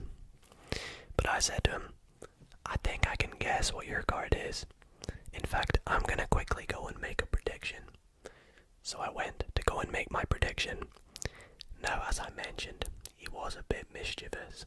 So whilst I was away making my prediction, he decided to mess about with my deck. He took the deck, he gave it a shuffle, as he always wanted to do. And he even did another magician annoyance, and that is turning some cards face up in the deck and some face down. He just made a right mess. There we go, another face up card. Some cards face down, some cards face up, and he left one card face down on the top of the deck. So when I came back, it looked like nothing was different, but I knew him well enough that he had messed up the deck. So I said, "Oh, you've ruined the trick." And he said, "Well, you're the magician, you fix it then." And I said, "But look, you've got some cards face up, some cards face down on face up. We've got some cards face down on face down. How on earth could I possibly fix this?"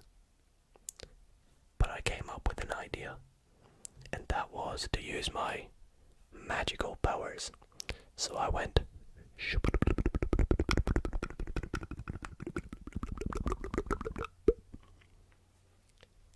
and just like that, my magical powers had turned the entire deck back to being face down, except from one card.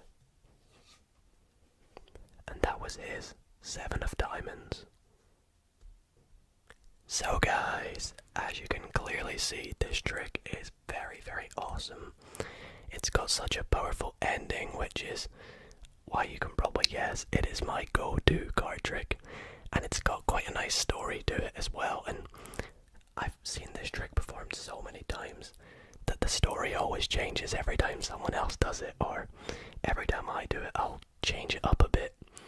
But I'm going to explain to you exactly how this trick works, and I'll sort of give you tips on how to perfect this trick. So, to begin with, there is absolutely no setup to the deck. You can have a borrowed deck, you can actually have your spectator shuffle it, ironically, so as long as the deck is nice and random, your spectator will hopefully be happy with the trick.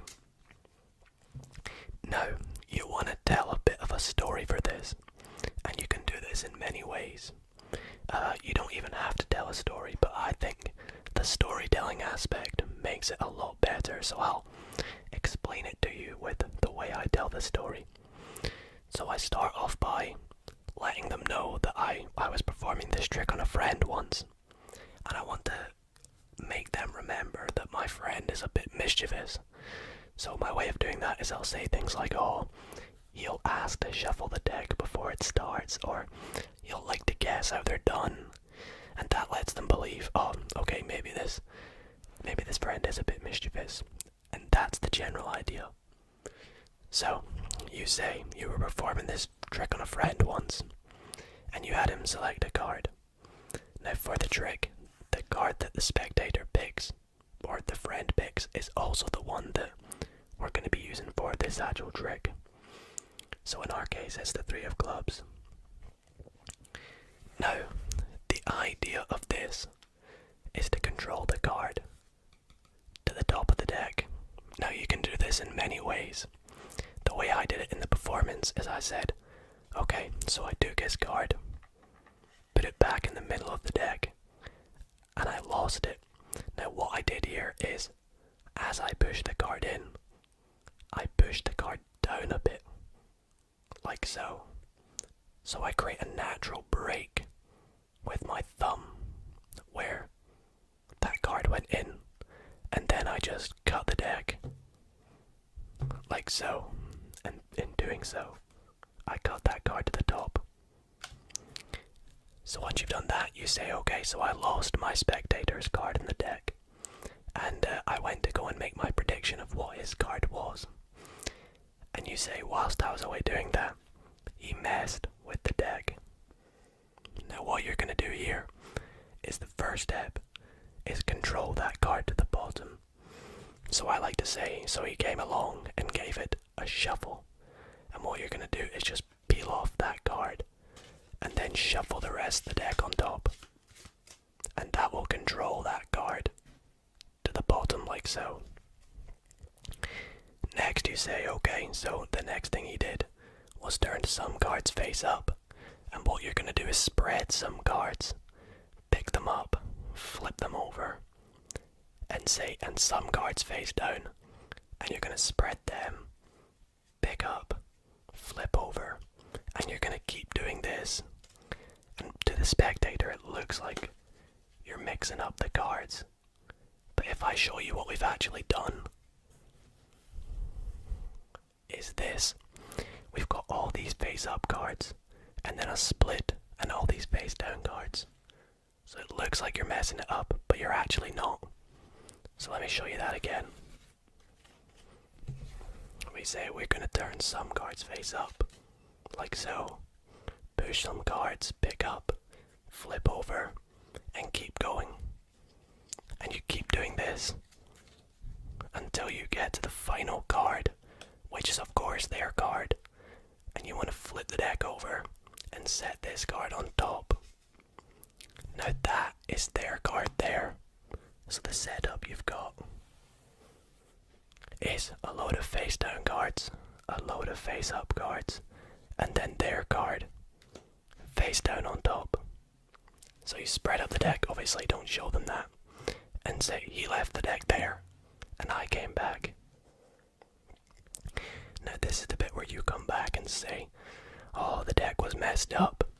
Now what you want to do is cut about a third of the deck and say we had some cards face up.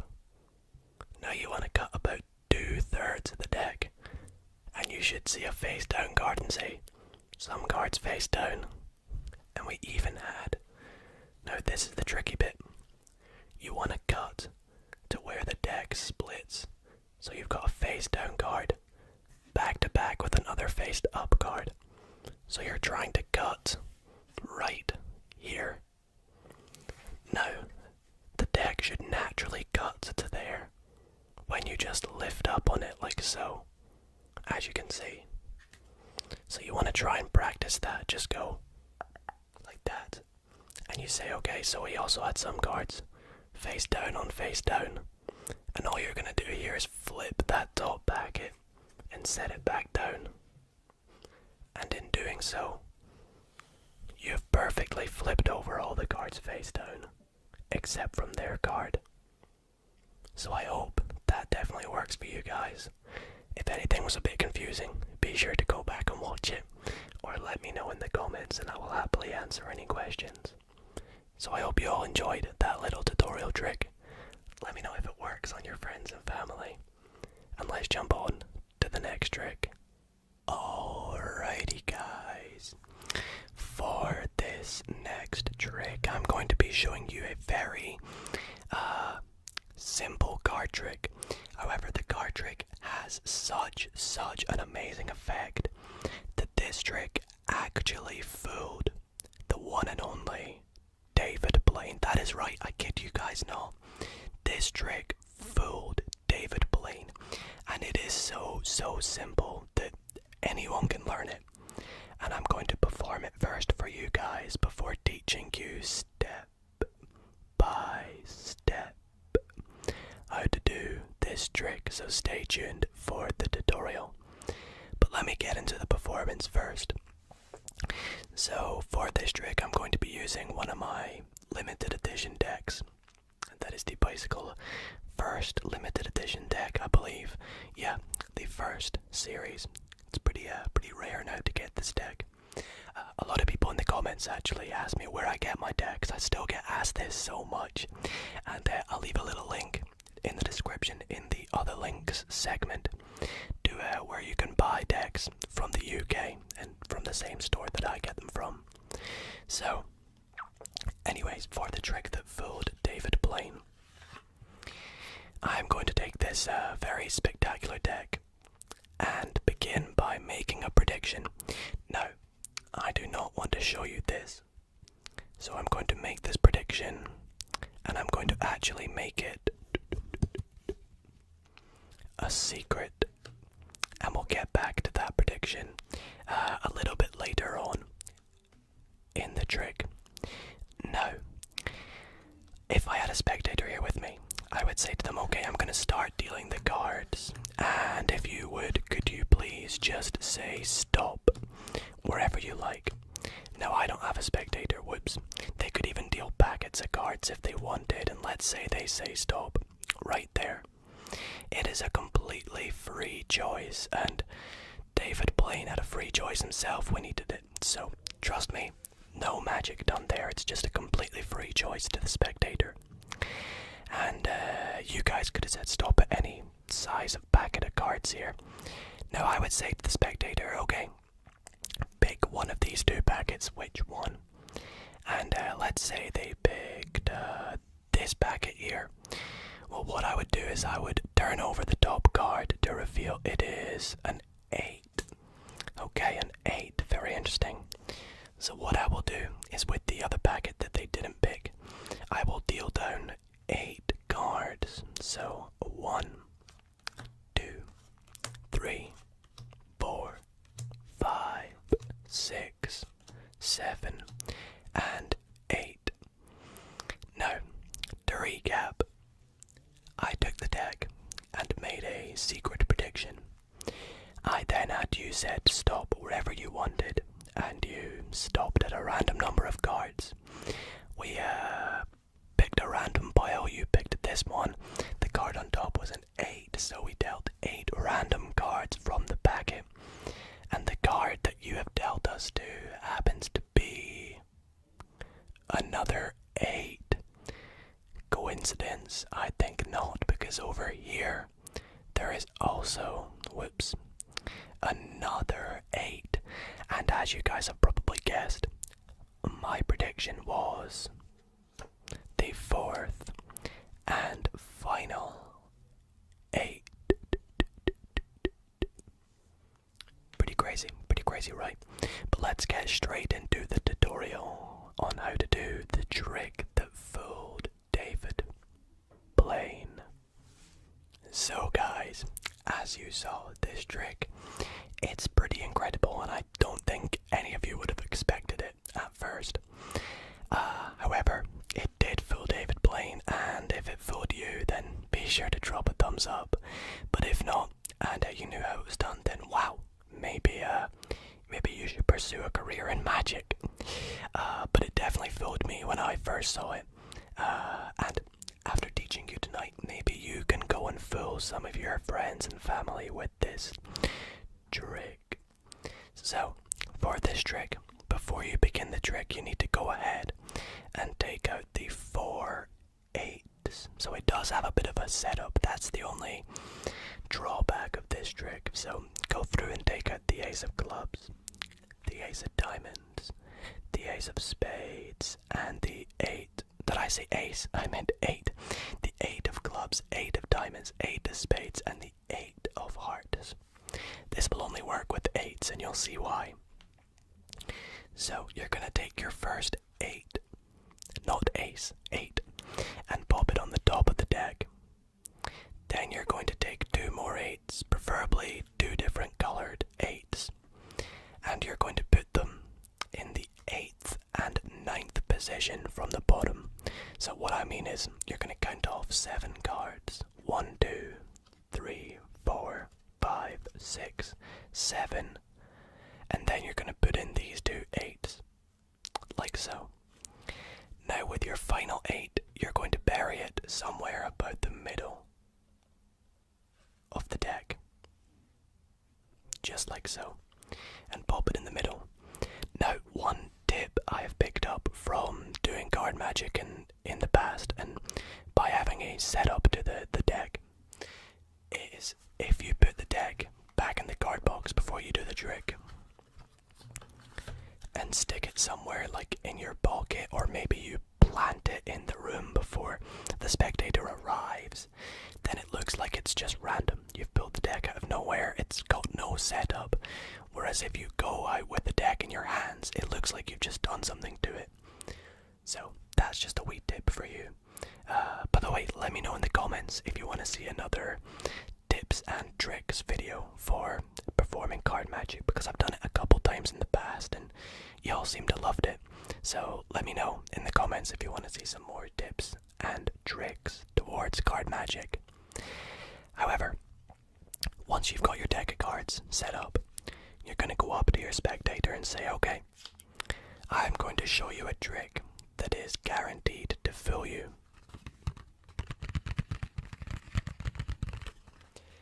And you're going to take your deck and say, okay, right, I'm going to start by going through and making a prediction. Now, if you want, if you're good at card magic, you can do a few false cuts. I didn't in the performance, just to show you how easy this trick is. But if you're any good at magic, good at false cuts, false shuffles, then go ahead and do it. But by all means, you can just leave the deck as it is like I did, and it still fools them. So, you go through the cards and say you're going to make a prediction. Specifically a secret prediction. So do this to yourself. You're going to go through until you find your 8 that you buried in the middle. Now, I can't even find it. There it is. So, in my case, it's the 8 of hearts. Yours will probably be something different. But you're going to take it out and set it face down on the table. Preferably somewhere off here to the left. And you don't let them know what it is until the very end. Now, next up, you're going to take your deck, turn it face up, and this next step is very, very important. You want them to say stop wherever they want. This is somewhat true. However, you don't want them to say stop before your 2 8s that you have set up.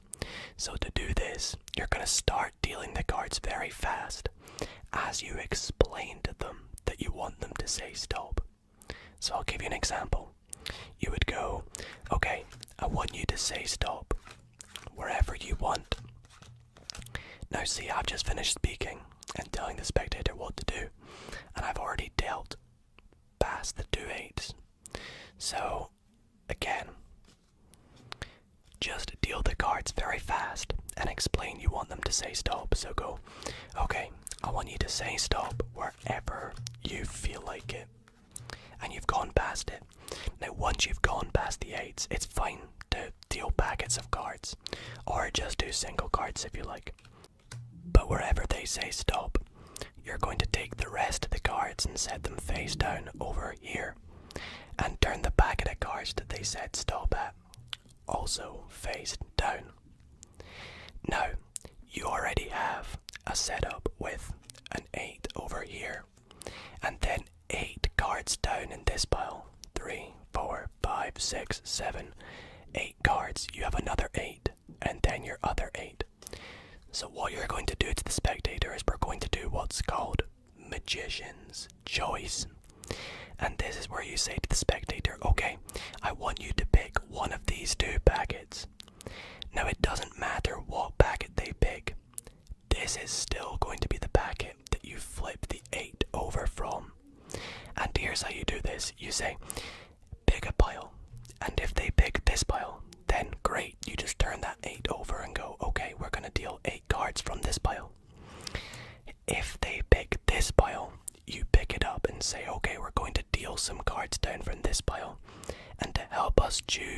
how many cards.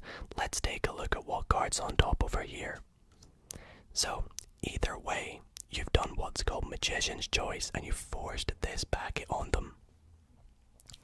So you reveal the 8 of clubs and then you say, okay, we'll deal 8 cards. And you want to deal these 8 cards just here, leaving a little space over here. So you go 1, 2, 3, 4, 5, 6, 7, 8. Set this packet down in between there, and the trick is all set up for you to turn over the top cards and show that they have dealt to the 4 8s. And that is the incredible 8s trick that fooled David Blaine. Let me know if you guys have any questions about this trick or anything you would do to adapt this trick to make it better. But good luck performing it on your friends and family. I hope you fool them, because it fooled me when I saw it, so good luck. And yeah, let me know if you want to see more tutorials like this. As I mentioned earlier, I will be teaching you guys a trick in tonight's Magic Monday, and it is this trick that you are about to see. And the reason I've decided to teach you guys it is because it is a very fantastic beginner card trick. Literally anyone can do this, and it looks so incredible, has an amazing ending, and yeah, it's just one of my favorite tricks of all time. So I'm gonna perform it to you guys first and then teach you exactly how you can do it. So let's get into the performance first, and then I will teach you how to do this trick. So for this trick, I have a deck of cards, and I'm gonna go ahead, give it a good shuffle. We could even give it a wee cut. And speaking of cuts, I would actually, at this point in the trick, ask the spectator, please can you cut the deck roughly in half for me? And so they would take it and cut it in about a half. I would say to them, let's take a look at that. Yeah, you've done pretty good, okay. So, please again, cut this packet in half for me. So they'd go and do it again, and I'd say, okay, one more time, cut this packet in half. Awesome. Now, let's make these packets even more shuffled. You go ahead, take this packet, give it a shuffle. So they'd shuffle away at this packet, and I'll take this packet and I'll shuffle this packet.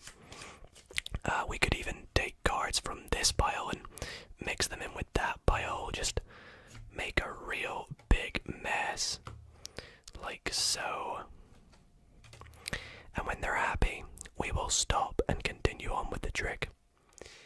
Now this next part of the trick, the spectator can do entirely themselves.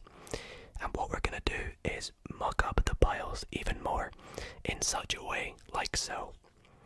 We will take this pile here, take 3 cards, move them to the bottom, and then put 1 card on top of all the other piles. And then do the same with 2, 3, and 4. So they pick up this packet, move 3 to the bottom, and set 1 on top of the other piles. Move on to pile number 3. Take 3 cards, put them to the bottom, set 1 on top of the other piles, and move on to the 4th and final pile, put 3 to the bottom, and set 1 card on top of every other piles.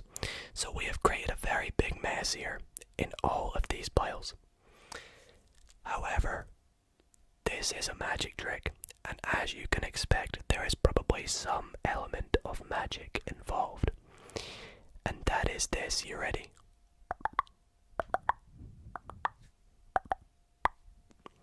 Just like that, we have dealt to the 1, 2, 3, 4 aces. And that is a very cool 4 aces trick. And I'm going to get straight into teaching you how you can do this trick.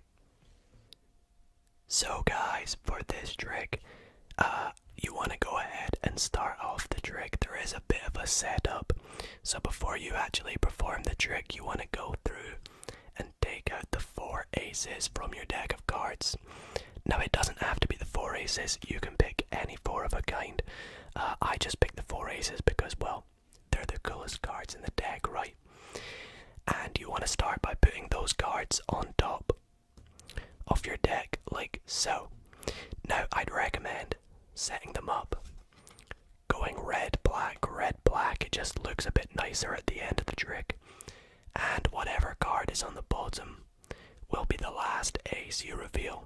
So I like to make it the ace of spades, but you can do whatever you want. And now you're ready to begin the trick.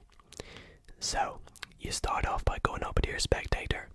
Now you don't have to do this next step, it's completely optional, but you can give the deck a false cut or a false shuffle if you know any. I give it a riffle shuffle. In doing so, I make sure that I maintain these 4 aces on top. As you can see, they're definitely gonna be on top there. Mix them in, they're still on top, like so. You can give it a false cut by dealing 1 packet, 2 packet, 3 packet, then going back to that one, picking them back up. You can see they're still on top. Just do whatever you want to the deck, but keep those aces on top. Now, the fun thing about this trick is it's completely self-working. You can say to the spectator, okay, cut the deck in half. Now you want to keep an eye on where these aces are. So they're in this pile for me. I'd say to the spectator, okay, cut this pile in half. They do that, and do the same with this one. They do that. Now whichever pile the aces are in, you want to make sure that's the pile that you move the cards last. And I'll show you why. But before I show you why, this next step is optional as well. You can have them mix up these piles. However, don't let them mess up this one, because this is the one with your 4 aces. So you can say to them, okay, look, you take this pile and give it a shuffle.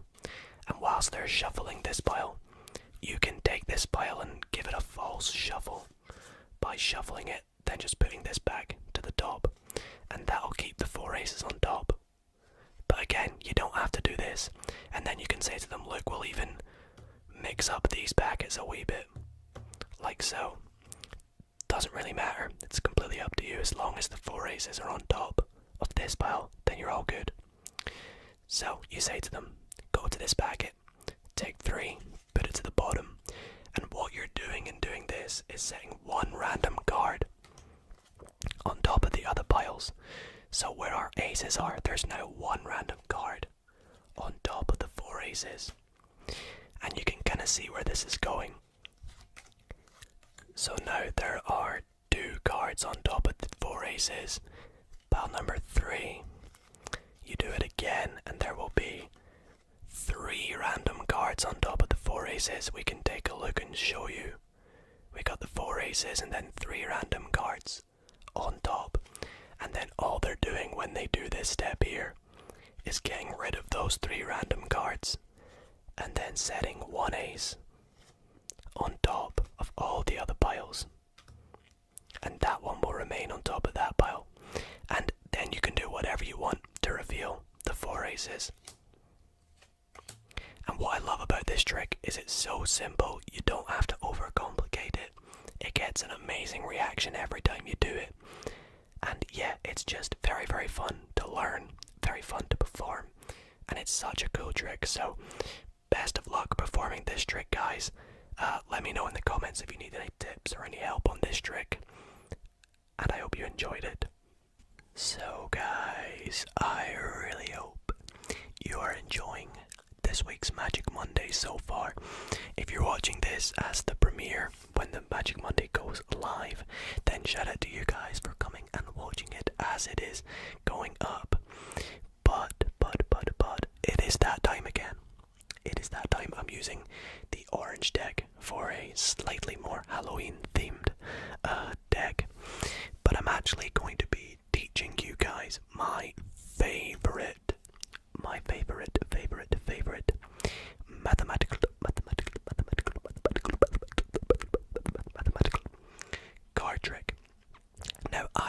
huge fan of maths related card tricks. Studying maths myself, I find out these tricks that work very clever and very interesting. So this one that I'm showing you tonight is my favorite out of all the mathematical card tricks I have learned. And I think I've performed it before, so apologies if you remember this trick, but I'm actually going to teach you how it's done. I don't think I've ever taught the trick before, and it's super easy to learn, so let's just stop rambling and get straight into the trick. Now, for this trick I need to get rid of any jokers in the deck. Looks like there's only one. Perfect. I'll eliminate the joker, eliminate the joker. And I can have the spectators shuffle the deck if they want. Now, I'm gonna need them to pick a card, so I'll just pick out a few selections for them. It's completely up to them which of these selections they pick though. So let's say they go through, they can give it a mix up as much as they like. And let's just say for the purpose of the video they pick the Queen of Hearts. Now this is a completely free choice, it's okay if I see the card as well, so we're going to take the Queen of Hearts and lose it into the deck. Now, what we're going to do next is we're going to do a bit of counting. And it's going to be a bit complicated to explain, but basically what I'm going to do is I'm going to take the cards and I'm going to start dealing them down, face up, counting down from 10 as I deal each card. So for example, I'll go 10, 9, 8, and if we turn over a card that's value matches the number I say out loud, we will stop that packet and move on to the next packet, and we're going to do this 4 times. Now, if we get a card that matches, we'll move on to the next one, but if we don't, we'll just put a face down card on top and move on to the next packet. Oh, and one thing to note, jacks, queens and kings are all worth 10. Aces are worth 1. Let's just go for it. It's the best way to show you by actually doing it. So we go 10. So that's not a match. So we go 9, 8, 7. So there we go. We got a 7, which is perfect. That we said 7 and we turned a 7. So that's good. We will do this again now. So we go 10, 9, 8, 7, 6, 5, 4, 3, 2, 1. So this time, no matches. So we'll set a card face down onto that pile. And we will move on to the next pile. So we go again, 10. Well, there we go, jacks are worth 10, so that's a match. And we move on to the final pile. We go 10, 9, 8, 7, 6, 5, 4, 3, 2, 1. So no matches again this time, so we pop this card face down on top, and I'll just square it up.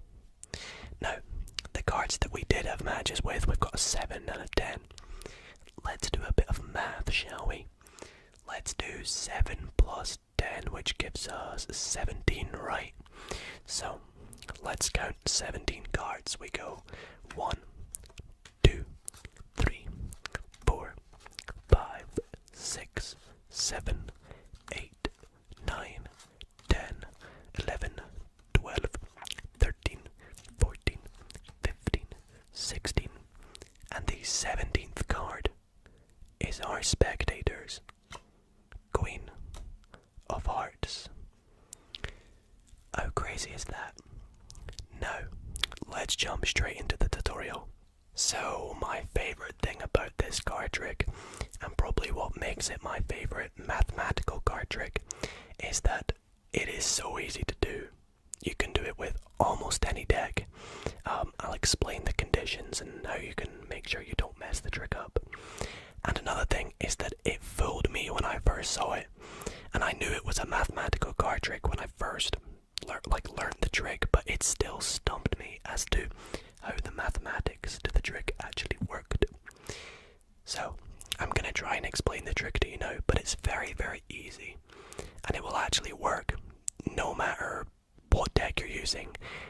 long as the deck has 52 cards.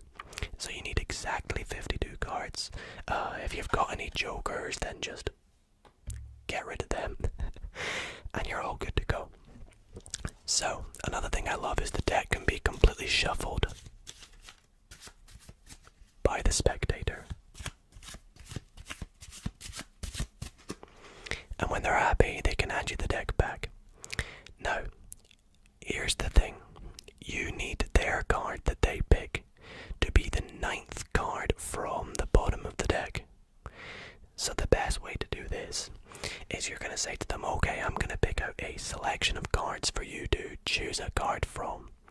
And you go through and you're going to pick out 9 face down cards. So the best way to do this, in my opinion, is take the cards out in groups of 3. So go through and pick out 3 cards, then go through and pick out another 3 cards, and then pick out a final 3 cards. Whoops, that's an extra one. And that should be 3 sets of 3, which is 9 cards. Now, you can hand them the packet and say to them, okay, give it a mix up, and they can do whatever they want to mix it up. And when they're happy, say to them, okay, take a look at the top card. Now, it's okay if the magician sees it, but it looks cooler if you don't. So, for the trick, I looked at it, but let's just say this time it's the 9 of spades. Now, it's important that their card is on top of the packet, so make sure they pick the top card, they memorize it, put it back on top of the other 8 cards. Now you turn back with the rest of the deck and pop it straight on top. Now that will put their card, the 9th card from the bottom. As you can see, we go 1, 2, 3, 4, 5, 6, 7, 8, 9. The 9 of spades. Now, I didn't do this in the trick, but if you are decent at false shuffles or false cuts, you can false cut the deck, maintaining their card in the 9th position. You can give the deck a overhand shuffle from the top of the deck until you get about halfway, and then just put this portion back on the bottom. That should keep it in the 9th position, as you can see. But if you can't, then just leave it. It's completely fine. They'll still find the trick amazing. Now, the next part is the counting part. Now, as long as you do this correct, it will work every single time. And let me just show you by doing it again. There is no magic going on here. It's all maths. So we go 10. Well, we got a match again there. 10. That's a bad example. Let's pretend I turned this over. 10, 9, 8, 7, 6, 5, 4, 3. We got another match. Now, you might get some cases where you get no matches, in which case their card will be the next card in the deck. However, the likelihood and probability of you getting a match is very high, so there's a good chance you'll get a match. You might even get 4 matches, which is very, very cool and very, very awesome. So again, we go 10, we go another match, and then we go 10, 9, 8. Okay, so in this case, I actually did get 4 matches, which is perfect. Now, as long as you can add the values of the 4 cards that are face up, then their card will be in that position from the top. If you have a card that's face down, so if you get no matches in that pile, you put a card face down on top, like we did, and you don't count that pile, you just count the other cards that did have a match. So in our case, we've got 8 plus 10, 18, plus another 3 is 21, and then at 10 we get 31. So if we count 31 cards, 1, 2, 3, 4, 5, 6, 7, 8, 9, 10, 11, 12, 13, 14, 15, 16, 17, 18, 19, 20, 21, 22, 23, 24, 25, 26, 27, 28, 29, 30. Their card will be the 31st card, and this will work every time. So I hope you all enjoyed that little tutorial. Let me know if it works. You can try it yourself right now. Go ahead and give it a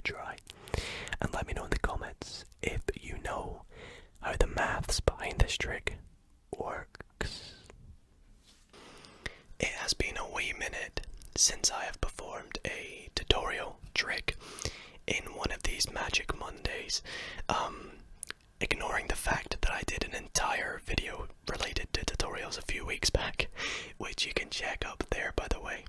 But it's been a wee minute since I've done a trick with a tutorial in a regular Magic Monday. So I figured why not go back to our old roots with the classic trick with tutorial and then trick routine for the entire Magic Monday. So tonight we're going to be doing a trick with a tutorial next. Now this trick I have actually performed in a Magic Monday 2 weeks ago, and you can check out that trick. The trick is called Picture That, and you can check out that trick by clicking the link up here as well. It is in that video up there. It's easy to find because I've put timestamps on the video, so you can go and check out the performance for that trick. But if you don't want to check it out, I will quickly perform it right now for you. So here is the performance. So for the trick, I'm going to take this deck of cards and I'm going to give it a wee bit of a shuffle. And I'll give it one more riffle shuffle just for good measure. Like so. Now, for this trick I actually do not need the entire deck. I only need the court cards. So I'm going to go through and take out all the court cards, and if you don't know what a court card is, it is a royalty card. So that would be a jack, a queen, or a king. I personally love the kings. Although at the start of the video that sort of contradicts me, but okay, great, that's all of them. Now, you can see they're in a random order. We shuffle the deck, but we're going to try and match these cards up in a way that's very special. So you can see the matchups are currently, we've got a queen and a jack, we've got a king and a queen, we've got a jack and a king, we've got a queen and a jack, and we've got a king and a queen, all a bit random, right? But all I have to do is tap on the backs of the cards, a tap, tap, tap, tap, tap, and the magic is already done for us.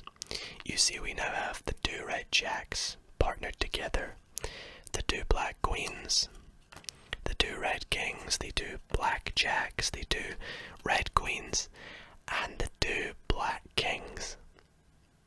How crazy is that, right? So I hope that performance sort of covers what the trick is going to be and gives you a good idea on how to perform it if you do want to go and perform this. And if that be it the case, then you're in the right place. That rhymed. But tonight I'm going to be teaching you that trick. So let's just jump straight into the tutorial, shall we? Alrighty, so for this trick, I am going to break it to you, unfortunately, there is a setup. So before you start this trick, you will need to do a little bit of preparation, and the preparation isn't too difficult.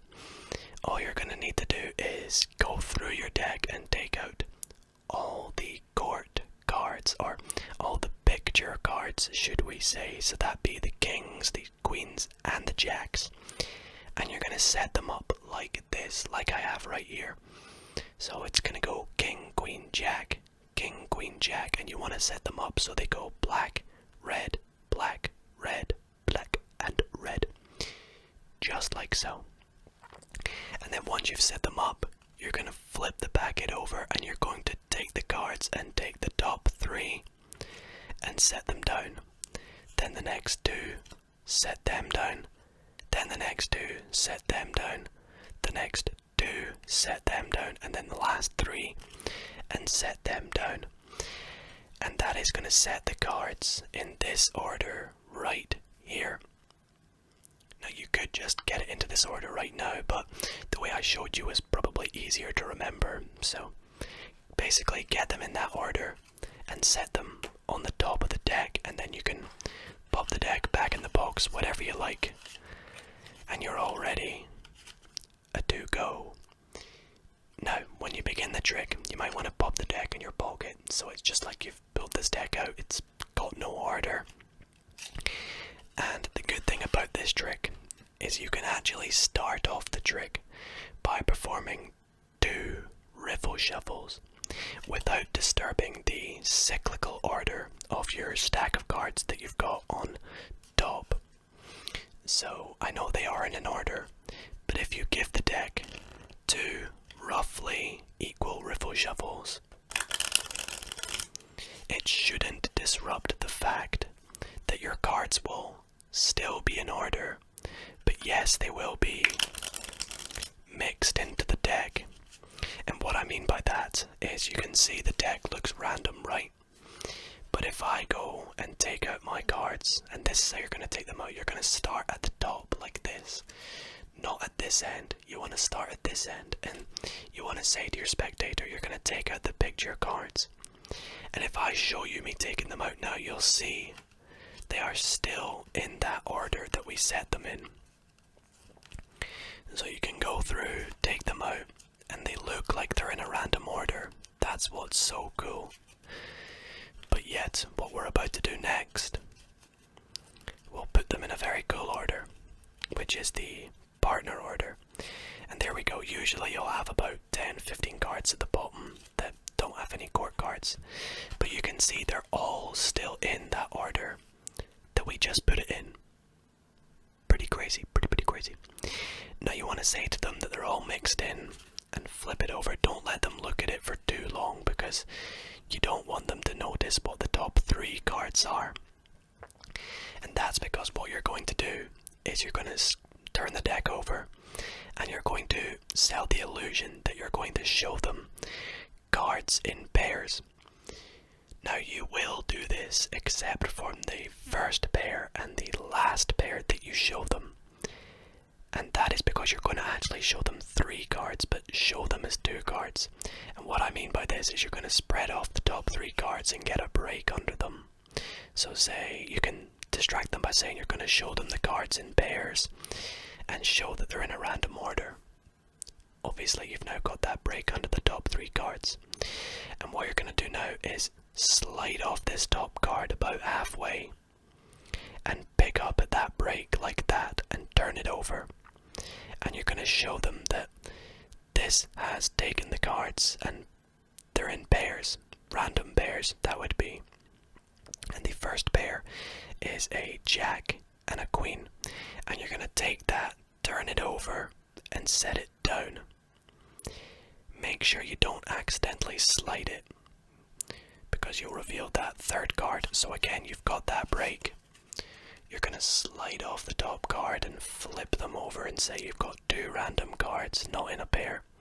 Set them down. Now you really are going to take 2 cards, show that they're random. You're going to do it again, take another 2. And you're going to take 1 final 2. And now you've got 3 cards, and you want to make sure that you show these as 2 cards. So you can do this by taking your thumb and sliding 1 card across, flipping it over, and then setting it down. Now when you square up the packet and flip it over, the trick is all done for you. The cards will be set up in pairs, and it is just such a cool effect. Now it can be a bit confusing at first, but go ahead, watch back the trick multiple times. Let me know in the comments if you have any questions about the trick. Hopefully it all made sense though. And it's a bit of a more intermediate card trick, I will admit. So hopefully that one all goes well for you guys, and let me know if it fools your friends and family. Alrighty guys, are you ready for a whispered tutorial card trick? Well, you're in luck, because I'm about to teach you a very, very easy to do card trick that is a very, very fast card trick to perform as well. In fact, I actually performed this card trick as a wee exclusive trick on my Instagram story. So if you do not follow me on Instagram, be sure to drop me a follow. You'll see a lot of cool behind the scenes things like that. I tend to post a few things on my story as well, and I've been posting a few card tricks lately, so if you want to see some more card tricks, be sure to drop me a follow on Instagram. But that trick you just saw, I'm going to perform again, and then teach you exactly that, the way that you can do this. And it's very easy, and it's a very fast trick as well, so try to keep up with me. But the trick goes like this. The other day, I challenged my friend to try to go through a deck of cards, this deck right here actually, and to try and pick out 4 of a kind. So he went through, and obviously he was doing it face down to make it a challenge, and he picked out 4 cards. And as I say, it is a challenge. It's very difficult to get 4 of a kind just without seeing the cards, but let's take a look at how he did. So when he did it, he picked out a 9, a 6, a queen, and a king. So not great. I mean, he kind of had this king-queen thing going on, but overall he didn't really do too well. There was no 2 or 3 kings that we needed. There was no other queens, there was no other 6s, and certainly no other 9s. Speaking of which, I'm actually going to use this 9 to try something pretty cool with his other 3 predictions or cards that he took out. And here's what we're going to do. I'm going to try and give my friend another chance to redeem himself with his 9 of spades. We're going to see if he can turn all of his cards into 4 of a kind. I'm going to give him one more chance. So I gave him a chance, and he took his cards, and just like that, he turned his cards into the 1, 2, 3, 4 aces. So that was a pretty cool trick. I'll not ramble on anymore about that trick though. Let's just get straight in to the tutorial. So as I said, guys, this trick is actually a very easy trick, very quick to learn.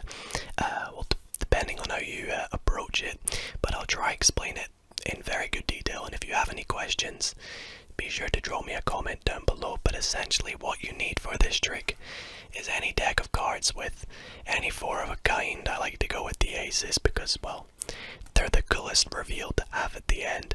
And you want to start off with the 4 aces on top of the deck before you actually go up to your spectator. So grab the 4 aces or any 4 of a kind and put them on top.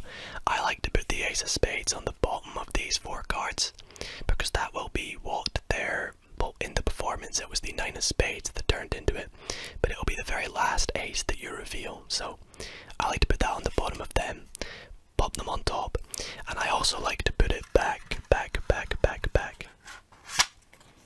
into the card box, just to make it look like I've just pulled this deck out. I've not done anything to it. It's slipped in my pocket, then I just pull it out like, oh, I'll do a trick. And then you can open it up, pull out your deck, and you could just get straight into the trick here. But me being a magician, trying to throw my spectators off, I like to do a few shuffles that might not mess up the order. As you can see, there's a bunch of cards on top. There's no way those 4 aces are going to get lost. They're definitely going to stay on top if I do that.